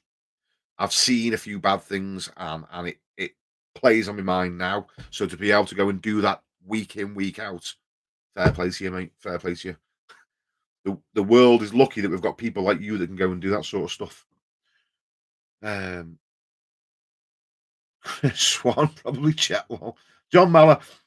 Yeah, I know the saying, those who can do and those who can't teach. But yeah, college and MVQ assigning site lads who are on green CSCS cards, getting them. Blue cards. Ah, okay. John, um, do me a favour, mate. Can you please email me and just send me your details if you wouldn't mind, John. I don't want to bombard you with loads of stuff, but I would like to chat to you just sort of behind the scenes a little bit, because I get a lot of people sort of asking me about getting on site, getting CSS cards, getting approved, and on site assessed, and all that sort of stuff. And I don't want to start sending you hundreds and hundreds of people bombarding you, but sometimes certain things stick out to me, and I like to be able to help people. And it'd be good to have somebody that I can actually say, listen, this is the guy that you need to talk to. He will give you the right information and he'll show you how to go about this. So if you wouldn't mind, John, I understand if you don't want to do it, and it's fine, no hard feelings. But if you wouldn't mind, go into my channel description. My email address is in the channel description, and just send over, your your details for helping people get on-site assessed, please, mate. I know different areas, but or maybe your contact details so you could give them advice if you wouldn't mind, please, mate. I think it'd be a massive help. Um, Rick Green. Yes, we also did the same and stayed at a house out there in Switzerland. I know what you're talking about. The second time, even with Swiss lads. I don't know if the same with you, but they did everything backwards, as in fit the bathroom doors, everything, then had uh, us come in after I had priced it. Oh no! To be fair, this was a fully, this was a house it was already done. But the fella that was in Switzerland that had us go out there was originally from the UK, and he was struggling finding Swiss plasterers to do what he wanted them to do, and plus a bit of a language barrier. I don't know, but anyway, he had us go out there, and the fella actually had um, plaster shipped out there as well, or drove out by a courier for us to turn up and use our own products from the UK. So that was how we did it, mate. Um, oh, right, okay. Ningus21. Think you may have misread a previous comment about offering your services, social service to people who need work. I'm sure he meant your plastering services to people in need. Ah, right, okay. I may have done. Yeah, sorry. I try. I'll be honest with you, boys and girls. I try and read I try to not read dead slow so it's not boring for you guys, but sometimes I read that quick. I don't really take it in properly, do I? Sorry, sorry. I'm only a thick plasterer. Try me hardest. Indie Indie Ujla. Indie Ujla. What's the story behind the map on the ceiling? Um, hmm, I always just like to have a little map because I'm not the best of geography, and there was nowhere else in here to fit it because all my walls, I've got rifles on this wall, I've got flipping signs, I've got TV. You can't see it. I've got a TV here and a TV there, and me. There's no wall space, so the map is up there. It was the only space I had. Now I know there's differences of opinions about maps, countries being the wrong size. You know, for instance, the UK looking a lot bigger on some maps, and some people like a flat Earth map and all that. But anyway, I just I just wanted a map, so not really a story behind it, but I just like to see because Kieran liked to travel, and I like to be able to say, right, if you're there, why don't you get a plane from there to there? Don't come straight home. You know, go to Germany or go to here next. Or oh, you're right on the border. Such and such. Go there. You know, that's what it was. It's nothing too exciting, mate. Rick Green, us coming after. Oh yeah, sorry, yeah. Oh, so there's the rest of Rick's comments. Anyway, it's like a gold mine out there. Then Brexit hit and changed. To be fair, so now I've got kids and settled more in Manchester. Sorry, Rick, I missed the end of your comment. Yeah, yeah, there's a lot of money out in Switzerland, to be fair, mate. Here's Eric. Ask the plasterer. Evening, mate. Another late one. Eric, it wasn't the plan. It wasn't the plan. You know when you, it's like when you go to the pub and you get talking and then you can't go. This is what's happening here. I have told these boys to stop writing comments, and they just keep coming in, and then we just keep going, don't we?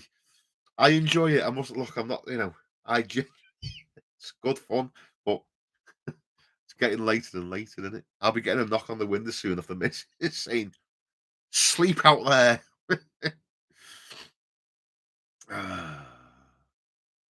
Different gear TV. What time do you usually knock off work? I try to do just 6 hours straight, no breaks. No point keep taking breaks when you can carry on and finish earlier. That's my motto. Yeah. Um, different. Do you know what? Tell you my thing.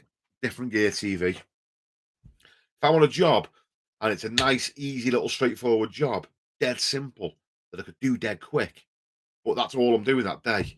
For some reason, I stretch it out for it.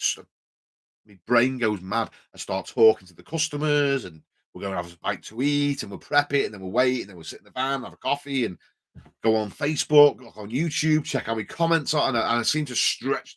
I make little daft jobs last forever, and then I get jobs that there's loads to do, and I blitz them. So I don't really have set times. I just do whatever the job takes. If things take me longer, they take longer. But usually, I try and get stuck in and try and get the job done and get home. It's lovely getting home for 3 o'clock every day, but some days, I, I, I'll be honest with you, I feel sick being on a job past 5 o'clock. In fact, the clock starts getting past 5, I'm like, "Get me out of here," you know? But yeah, all different times, to be honest with you. Chris Swan, Ningus, it's okay. I'm Scottish. I'm used to it. Okay, Rick Green. One thing I'll say about the Swiss is they all stick to certain prices, and if there's lads coming in undercutting, they kick them out. I couldn't fault them for that. Yeah, yeah, fair play to them. Fair play to them. I never met any Swiss workers whilst I was over there. Where I was working, the house I was working in, right over the road, there was Swiss lads demolishing a house. It was where I was working. Tina Turner lived literally round the corner from where I was. We were on the Gold Coast in Zurich. Um, Sounds dead fancy, and it was a lovely area. But the houses, the construction, they were a bit rustic. They were like industrial. We were there because it was concrete ceilings internally and shuttered concrete. You know, you could see where the shuttering boards were, and that's why we were skimming them. So, considering it was the Gold Coast in Switzerland, the houses weren't. They didn't have a luxurious feel to them. It has now. Now I've skimmed it. Now it's lovely. But originally, before we got there, it didn't. But anyway, there was boys. There was Swiss lads just over the road demolishing a house, and I was watching them work. You know, when you're in between trials and you nip outside and you're having a look and you're watching what they're doing. And I tell you what, they were the health and safety maybe over there is not as stringent and strict as what it is in the UK. I mean, I was watching this fella going up, and there was a fella on a machine pecking away at the house, and there was another boy, and he was going in. He was like, cutting things out and handsaw and doing, he was sort of like the guy on the ground. But his way of getting up and down is the fellow in the bucket would just lift him up, just put the bucket, and he'd get in the bucket and go up. Just hold on to one of the hydraulic hoses and up he'd go. It was just good watching them. Proper. It's how it used to be in the UK before we got all these people with clipboards flipping on your case about everything. Um,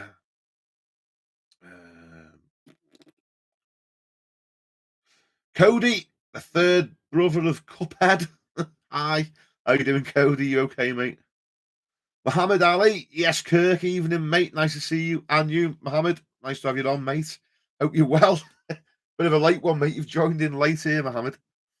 Stephen Thomas. You can look at where Turks and Kayakos. Am I pronouncing that right? Is it Siakos or Kayakos? Is them with the map? I will. I'll have a look at him in it. Turks, and I'm gonna have to learn how to pronounce that. John Mellor, absolutely, mate. I'll send you a bit of background on the basics. I'll attach my details for yourself or anyone who needs additional info. Too much jargon around it, so any help I can provide, I will. John, you're a gentleman. Thank you very much, mate. Thank you. I'm gonna have to sift through a few emails here, aren't I? I'm probably gonna probably look on my email inbox and have about 30 emails wanting that's Raoul. Samuel Rowlands, John, how long does the blue card last? 5 years. Sam, yes, mate, 5 years. There you go. Your blue card lasts 5 years. And you can just resit the CSCS test and the card renews for another 5 years. Dingus, I wonder if in Tina Turner's eyes you were simply the best. Well, probably not, because she passed away about 5 months, I think, before I went and did the job. um, good night. Good night, Dingus. Take it easy, mate. Rick Green, you'll have to look up Verbia, mate. We was working at the Fine Heart Hotel in the Sky Resort. Even had Prince Harry come over to us and shake our hand. Everyone was full of money. Then you had all of us ruffians. Yeah. And you had all of us rough ass builders from Manchester, about 30 of us. Was a great set. Where's that comment gone? It was a great set and we didn't fit in. Yeah, that's the only good thing. You go to these places and everyone's dead. This happens to me, right? This happens to me when you're talking. I know we're talking different places because you're on about Switzerland not fitting in. So my missus loves horses. My missus and daughters, they're all into show jumping, and then we've got a couple of She seems to be collecting horses, my missus, at the minute. But anyway, my kids are in pony club, which is my daughter's anyway. It's like Scouts and Brownies, similar sort of thing, but for kids with horses. They go on summer camps and they do things and whatever. Anyway, all I do is work to fund the flipping thing. But they go away with with all these different kids, and what you find is in the horsey world, like people with horses, there's like two classes of people. There's just the regular dudes, right? That just like me, and then there seems to be like the wealthier sort of people who.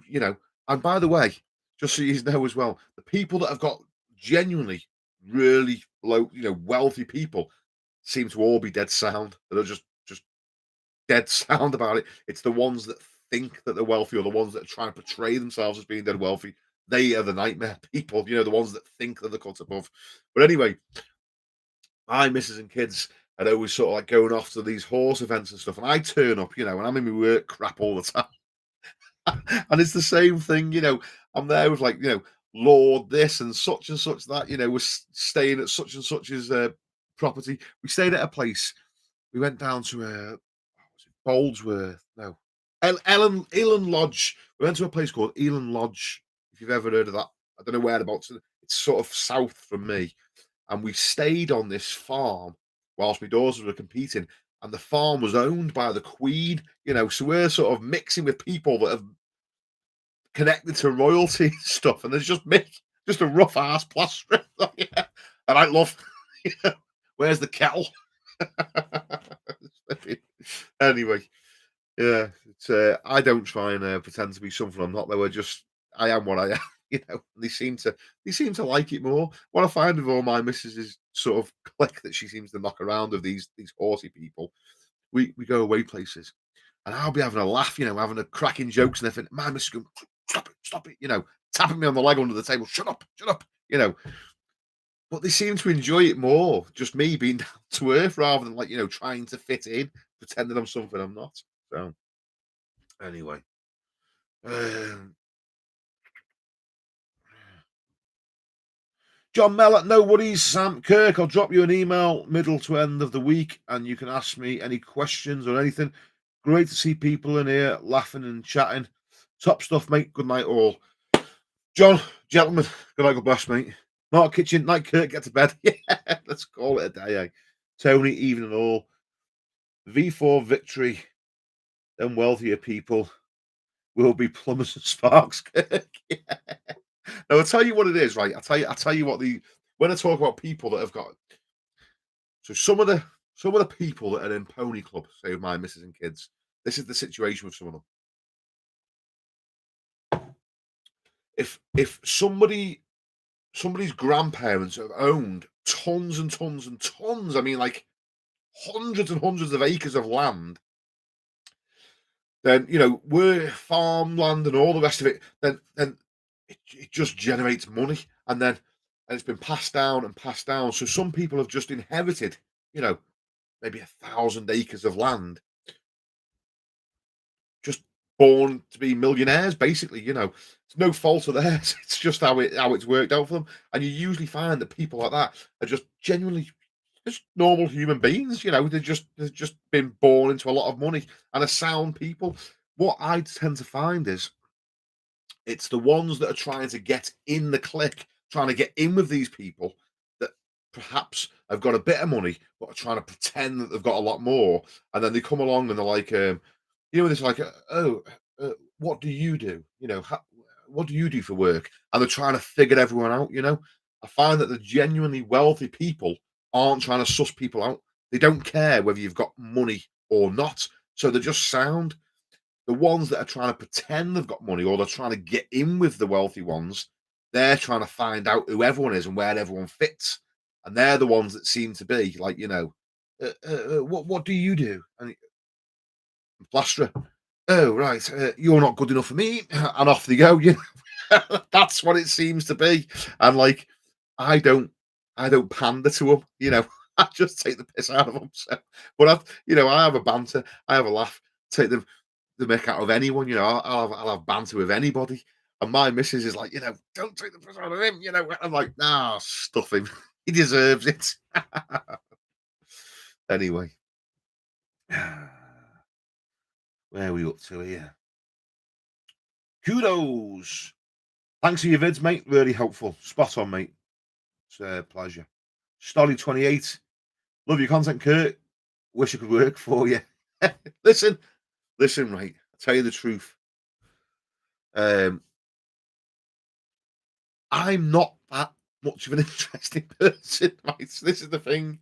If you meet me in real life, I mean, I'm not different. I don't put it on for the camera, but when I'm in work, I don't talk that much because I'm just getting on with the job. So you see all the snippets of me, like in the videos of all the bits when I do talk because I talk to the camera. But then there might be half an hour of not a word said. So this is what I try and get. So see, Ed Delta, my brother-in-law Sam, he says, "Yeah, yeah, all these people think you're dead funny, but you're a miserable bastard in real life." So yeah, don't be fooled by the camera. Uh, Kudos. How do we buy you a drink? Mate, you don't have to buy me a drink. I've got a few here. I'm okay, mate. But look, I never reject it. If in my channel description, mate, there's a little link. You know, if you want to buy me a pint, much appreciated. But I don't expect it, mate. Um, cheers, though, if you do. Thank you very much. JM, shit weather for all us renderers. Good job we don't have a horse, but a lot of cowboys do. Yeah, hey, listen, mate. All I seem to have lined up now is just tons and tons of rendering work. I've got a couple of internal jobs. I've got a couple of houses to skim and a few like little jobs, little extensions and living rooms and stuff. But the bulk of my work that I can see on my board here, like, is literally rendering, and it's not good this time of year at all. Is it? It's a flipping nightmare. So, but I enjoy the time off as and when I can get. If I can get a day off because it's too cold or whatever, and we've got to, it is what it is, I suppose. Uh, Stolly28 would love to be an apprentice. Legend and great for the younger generation. Cheers, mate. Uh, Rick Green. Yeah, I'll be honest, mate. We have horses too. My missus blagged me how many she had when she first met. And yeah, just be yourself, mate. Let me just read that again. Sorry, Rick. I'm not knocking your. I'm just trying to put this sentence together so I can read it evenly. Yeah, I'll be honest, mate. We have horses too. My missus blagged me. Me, when we first met. Do you know what? So, Rick, I'll tell you how it worked with me. When I first met my missus, she had um, between her and her mum, they had two horses. They had a horse each. Now, this is what's happened with my missus. Every daughter of mine, because anyone that's into anyone that knows what horses will know, different kids at different levels need different horses, right? So every time a daughter's come along, they've had a training pony, then they've progressed and they've had a better one, and blah de blah. And it just so happens that my missus loves these animals more than me. Like, literally, the horses are the most important thing. My missus loves animals, dogs, cats. She's an animal person, animal lover. I'm not.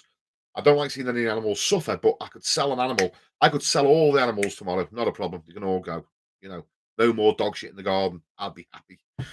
But she genuinely loves them. Like, so the horses don't get sold. She buys new ones, or I buy new ones. She buys them with my money. We end up with more horses, but the old ones don't get sold. They just get retired and kept with vet bills and farrier bills and flipping stabling bills and grazing bills and flipping medical expenses. And oh, just got to smile. You just got to smile. Just grit your teeth and smile. Fucking hate them. It never ends, does it, Rick? You know all about it, mate. So, yes. If we ever have a food shortage, though, there'll be some big steaks going on the barbie. That's what I'm saying. Now, I've said that in the past and I've been physically attacked for saying it. So we just won't mention it again.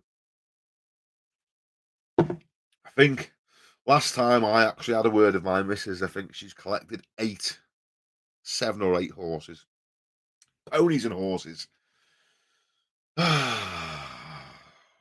They only eat grass. That's what I tell myself. They only eat grass. They're not expensive. They just eat grass, don't they? Don't worry about it. Just keep working, Kirk. Keep on that hamster wheel.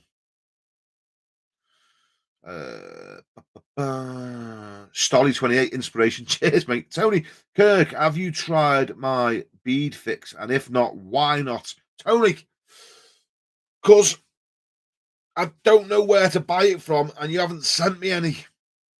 Um, if you would like me to have a go of it, if you'd like me to do a video on it, mate, send me some out. I mean, I'm not trying to blag you to give me something free or tell me where to buy it from, and I'll go and buy some. But if you want me to do a little review of it or use it in my videos or whatever, mate, send me some. I'm not. I'll be honest with you. I don't like to sort of blag my subscribers with stuff that I don't use. So if I use it and I like it, I'll use it all the time, mate. But so if you want to send me some, I'll try it, and if I like it, then I'll just keep buying it off you. And I'll obviously it'll be in my videos all the time, mate. That's the reason I haven't used it because no one's given me any of it. No one's ever sent me a sample of it, and I've never seen it in a shop near me because I do try. I love trying new stuff. I'm always up for learning and trying different things and making life easier. So if I've seen it in a Hughes Gray or a FS Trade or Principal Builders with me little local builders, then I would buy it, mate, just to see what it's like. And just whilst we're on that, if you want to send it me, mate, again, email in the channel description, mate. Just reach out to me and we'll sort it. JM horses for courses, yeah, true. Stuart ASMR, what that means. JM corned beef sarnies. She'd be listening. GF, what's your experience with health and safety executives?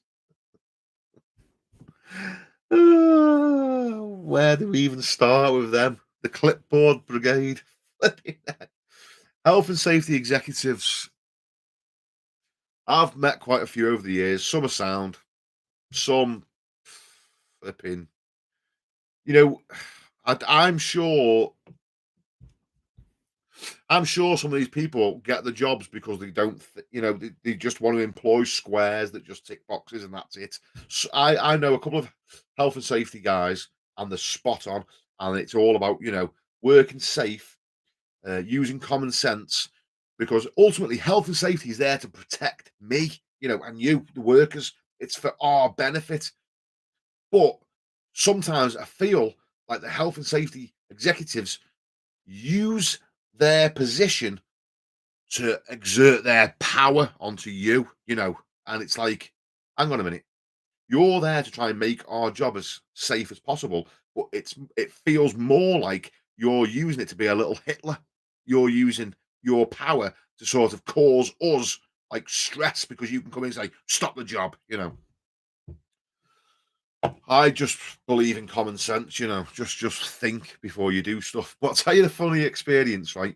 Tell you years ago, we used to mix drywall adhesive in 45-gallon drums cut in half, right? So you cut the drum in half and you'd fit about 5 bags of drywall adhesive in it when we were working on the building sites. And you dry line, dot and dab dab the upstairs of a house, and you drop down. Anyway, so what we used to do was the 45-gallon drum, we'd use all the adhesive and anything left, because you only mix an adhesive, it doesn't need to be washed out clean. We just let it set in the tub, right? And then the next day, you smash it with a hammer, break it all out, tip it out in the skip, and then mix up again, right? That's how we just mix it up in the drywall adhesive. My brother-in-law, what he used to do was when he worked for me, he'd just roll the drum down the stairs, just roll it down the stairs. And by the time he got to the bottom, it'd make a load of mess, but the drum would be cleaned out, brush the stairs down, and away you go. Save spending ages hitting it with a hammer. Because if you hit it, sometimes you can put your hammer straight through the drum. So that's why I used to roll it down the stairs. Okay. One day, for some strange reason, right, he decides staircase goes down, little landing, and down again. He decides to just throw it straight off the top onto the landing to break all the adhesive out.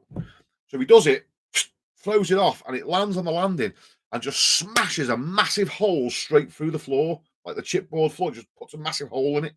Doesn't go through, but just makes a big hole. I'm like, why have you done that, mate? We're on for Redro at the time. I was like, you just smashed the floor up. What have you done?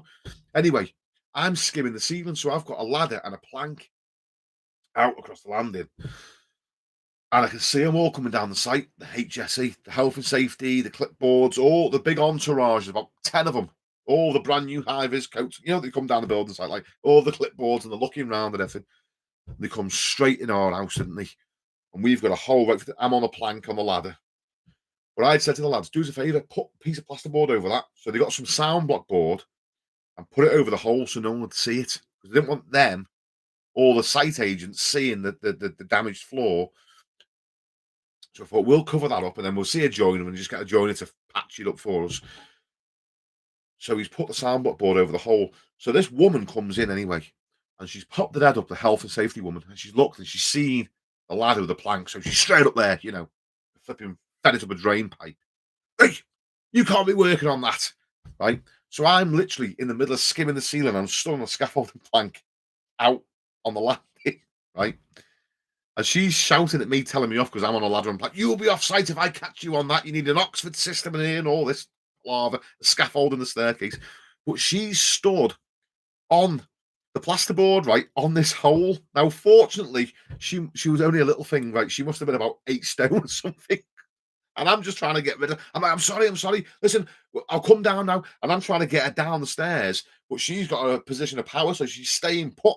But I'm trying to walk towards her because I'm trying to make her back up because she's stood on the plasterboard, right? And she's telling me, and I'm thinking any second now, right? She's gonna just go fuck off straight through the hole, just disappear, downstairs, like. She's telling me it's not safe for you to be on that, and I'm thinking it's not safe for you to be stood where you're stood, love. Oh, health and safety, man. Flipping. Where are we up to here? Stolly 28. Is it hard this time of year when everyone's watching their money for trades? Uh yeah and no. It depends. Depends how you look at it. This time of year, um, you get the big push. Like it gets mental this time of year because everyone's trying to get things finished for Christmas. People are trying to get little jobs finished off if they've had like little jobs dragging on for ages. So I get hounded to get little, patching jobs and that done. So no, it's busy now. It tends to be quiet in January, but the customers that I try and work for, I try and my target customers are people in like the late 50s and 60s. That's why I try and my customer base. And what I usually find is they're financially stable, so I don't really struggle through January, but that's usually when work goes a bit quiet for some guys in January because everyone's, say someone like me, my age now, right? I'm like in my mid 30s.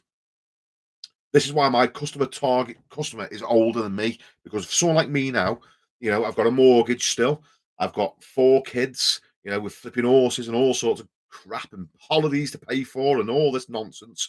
So someone like me now, I would potentially not have as much money in January. So to work for someone like me, I probably won't have any jobs done on my house in January because I'll be skint. Because I've just had Christmas and my missus has just spent flipping thousands on crap presents. Some of my parents' generation, the kids have left home. My mum and dad are retired. They've got the pension coming in. They've got the retirements. They've inherited the flipping my grandparents' house or whatever. They're more financially stable. So that's why I target that sort of generation for work, and I try and just work for those sort of people that are more financially stable. They mess you around less. They're more inclined to have a good job and they don't mind paying a decent price for it. So that's why I try and work for them. So sorry, long answer for the quick question, but I don't really struggle for work all year round because I know who are the best customers to work for. Um, Rick Green, I was lucky in my game. My boss and his brothers were plasterers, all retired, and even his dad was taught on the hod feeding 4 sand cement, 1 lime all day. That's when he knew I'd stick it out. Yes, if you can do that, mate, then you flip it. If you can get through that for working for peanuts, labouring, there's no stopping you. I know all about it, mate. Kudos. Where do you get your materials from? Uh, a few different places. So depending on what I'm buying, I buy stuff from Galaxy. If I'm doing external wall insulation jobs, rendering jobs, Galaxy. I like using Phil Gill, um, direct render, direct building products. There's different ones. FS Trade. These guys are fantastic, by the way. They're based in Liverpool, though, so they're a little bit of a drive for me.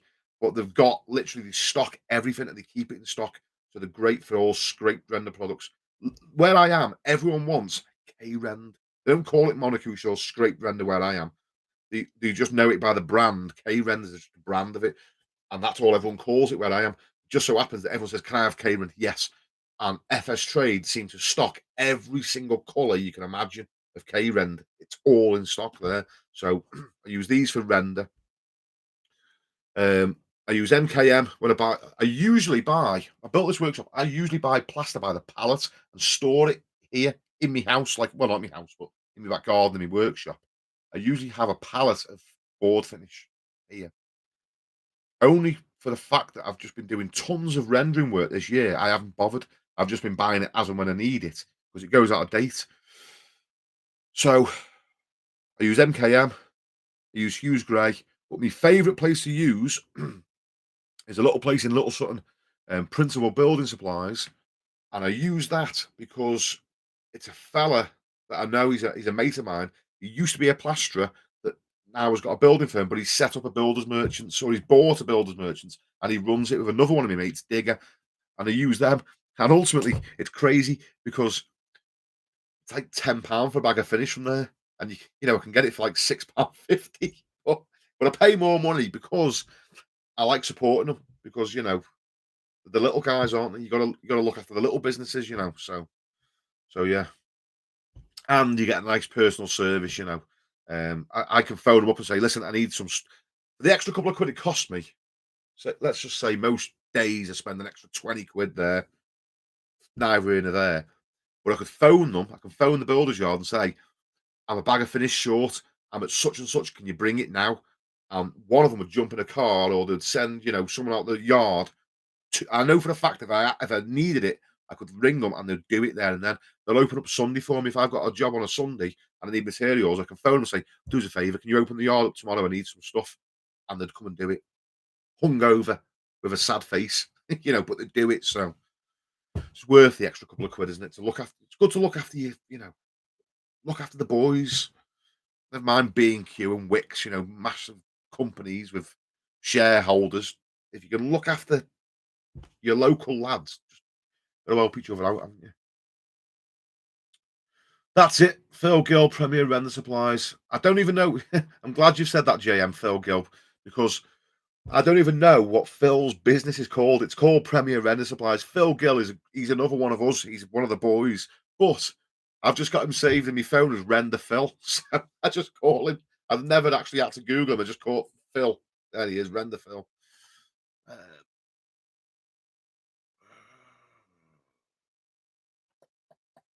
Tony, sound. Let me know how to get some to you. Tony, channel description, email address is in there, mate. Just email me and I'll send you my address, mate. I don't want to put really. I don't want.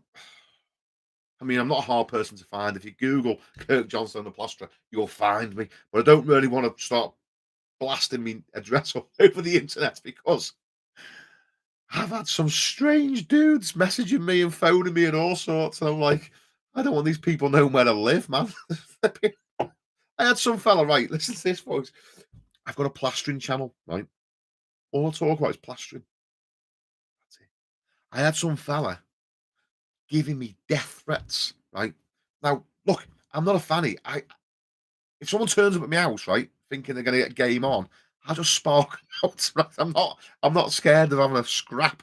But there's strange people on the internet, and you don't want everyone knowing where you live, do you? So I don't want someone turning up here whilst I'm in work. Imagine someone coming here, a strange dude sat outside my house whilst I'm in work, and my missus and kids are in here.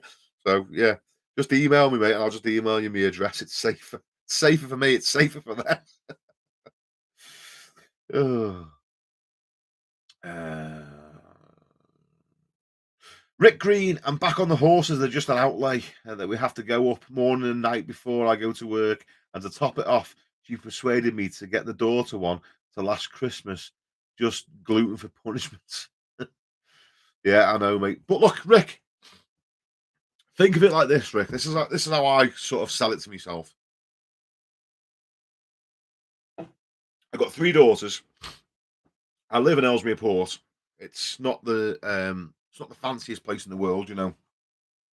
Um, don't get me wrong, I was a scallywag when I was younger, and we live and there's scallywags in the area, sound, whatever. I don't really want my daughters knocking around the streets. I don't really want my daughters knocking around the scallywags because I don't want them coming home knocked up, pregnant, going out of gangsters and drug dealers and all that. So for me, having horses, my daughters go down the farm, they go competing, they're, they're with the missus, they're doing something wholesome, they're exercising, they've got to be up early, they learn responsibility. You know, yes, they cost me a couple of quid, but is it cheaper, Rick, to have your daughters or your daughter doing the horses or knocked up with some flipping idiot, you know, having a baby to some gangster flipping drug dealer because she's been knocking around the streets? I mean, at least she's down doing something wholesome, mate, you know? Pros and cons of everything, isn't there? You know? Where are we? JM is brilliant for plastering gear. Ah, right, okay. I'm with you. Iwan Prico. Hi, Kirk. I'm an 18-year-old plastering apprentice. Ivan, I'm assuming Iwan is pronounced Ivan. I'm sure that's how you pronounce that, mate. So I'm wrong. I'm sorry if I've pronounced your name wrong, but I'm sure your name's Ivan. Anyway, I'm an 18-year-old plastering apprentice. I've been watching your vid for a couple of months now. You've been a great help with tips and tricks. Love the content. Thank you, mate. Thank you very much. I appreciate your message as well. It's lovely to have you with us. Um, Leave me alone. I'm autistic. Has said. I hope you have a hooker over to sock your cork later, my friend.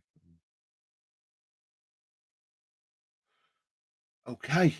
I don't know what that means. You'll have to elaborate a little bit more, mate. If you're speaking in code, I don't know. JM, I hope Kieran's doing well. Yes, he's sound, mate. He's spot on, Kieran, to be fair. Stolly 28. Hopefully, we'll get to see you on some stilts and show how you go on with them doing ceilings. Watch some lads doing it. Shop fitting. Stolly, you'll never see me on stilts, mate. Ever. I used to wear stilts all the time on site. When I used to work for Redrow, I used to have stilts. Here's the deal, the way they work. Your leg, right? The stilts go down here and they strap on just below your knee, right? And when you walk, yeah, the leverage point is your foot and it's strapped around your leg, right? So this is how it works. When you walk, the leverage of the stilts puts pressure just below your knee on a strap. And the fatter you are and the longer the stilts, the more leverage is applied, the more pressure is applied to that strap, right? I'm 18 stone. That strap is like having a tourniquet just below the knee, right? So I can't wear stilts unless I want to lose the circulation to my flipping feet.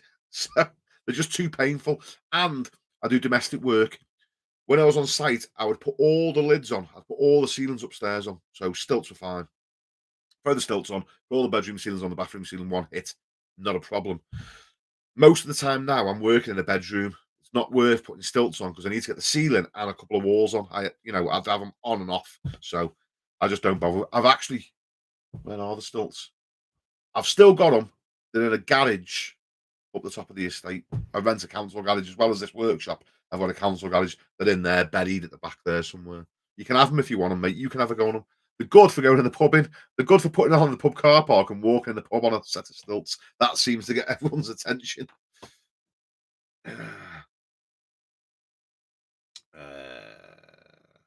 Tony, no bother. I'll find you and send some out. Spot on, Tony. Looking forward to it, mate. Thank you, mate. Sam Madison, you've got me convinced I can skim a bedroom in a flat I'm renovating, even though I'll probably make a pig's ear of it. Sam, Just do one wall at a time, mate. Just do one wall and get the feel for it. You'll be fine. Uh, Rick Green, yeah, you're right on the horses, bud. Have a good one. I need to get me head down. Got a customer tomorrow who changes her mind every day, but needs it doing by Friday, so I'll need all sleep I can get. I know the feeling, mate. Good night, God bless, Rick. Take it easy, mate. Get that job done, mate, because those horses need feeding. Right? Mm. Gentlemen, gentlemen, it's 20 past the flipping midnight here. Why are you boys all still awake? It's not just me, is it? What's going on? There's flipping 70 of us still here. Flipping 1 o'clock in the morning nearly talking about plastering. Sam Middleton, yeah, that's the plan. I think I'll freak out with the timings, so gonna just see. Just try one wall and see how I go. Doesn't need to be perfect. No, it does, Sam. Aim for perfection, mate. Don't tell yourself it doesn't need to be perfect. Get it perfect. Aim for perfection. And if you get a little bit lower, then that's fine. But don't aim for, it can be anything I'll do because it'll be crap. So aim for perfection. Um, Ivan, please tell me if I'm pronouncing your name correct, mate. I'm sure it's pronounced Ivan Pico. I've got my first foreigner coming up. I'm wondering, should I price the job by how long it will take to do, or price it for the square meterage? Price for your time, mate. Price for your time, but don't do day work. Okay.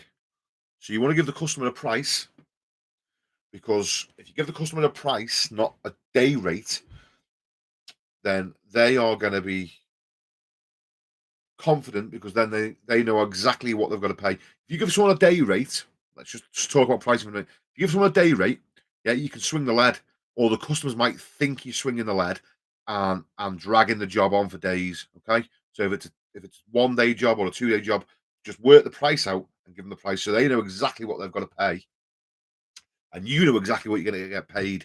As soon as you give someone a day rate, they'll start then. Oh, he didn't turn up till 8:30 today.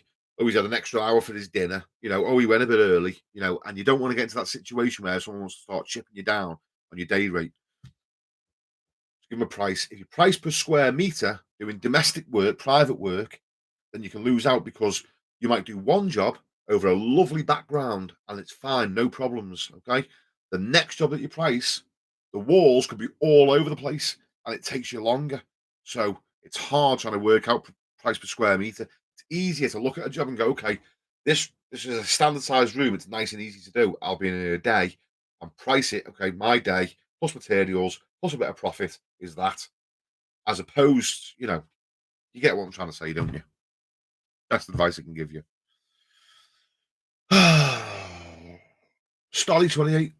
Would you do another cheap trial test again, or is it too much of a ball ache? No, it's not so much a ball ache, mate. It's messing around with the cheap trial was just a bit of fun, but just to see, if we could get a cheap trial and make a decent job with it. I ultimately look little, little, little behind the scenes sort of mindset. I know I could buy any trowel and not break it in and still get a half decent job of it.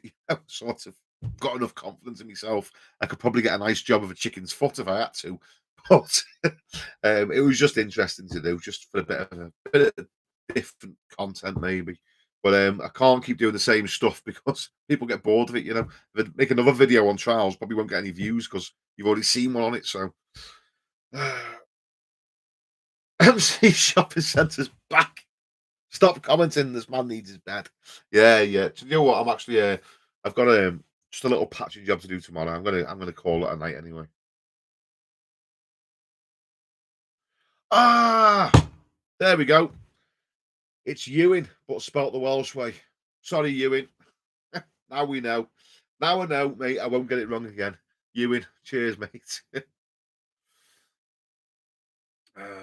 Urbeck Shawnee. Left my trowel on a job and someone used it and bent it. Had that for 13 years. I'd be telling them they owe you a lot of money. I'd be telling them, mate, they owe you a few quid for that. Shouldn't ever. Touching a man's trowel is like touching him on a private part of his body, isn't it? You know, it's just not for other men to touch. In fact, I feel like goes for anything. I would never dream of going in another fella's toolbox and using someone else's tools. It's just like it's just personal, isn't it? You know, your tools, you know, they're yours, like and especially your trowel. It's it's yeah. Anyway, I don't know. Right, you in, all good fella. You get to bed, lad. Good night, God bless, gentlemen.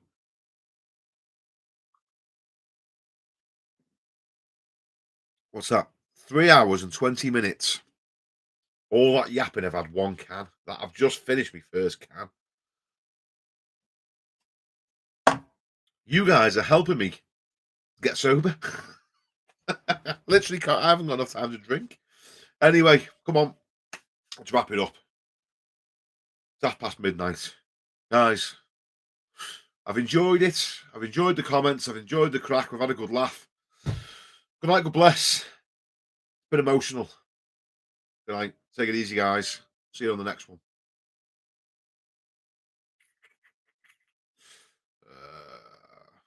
Ciao.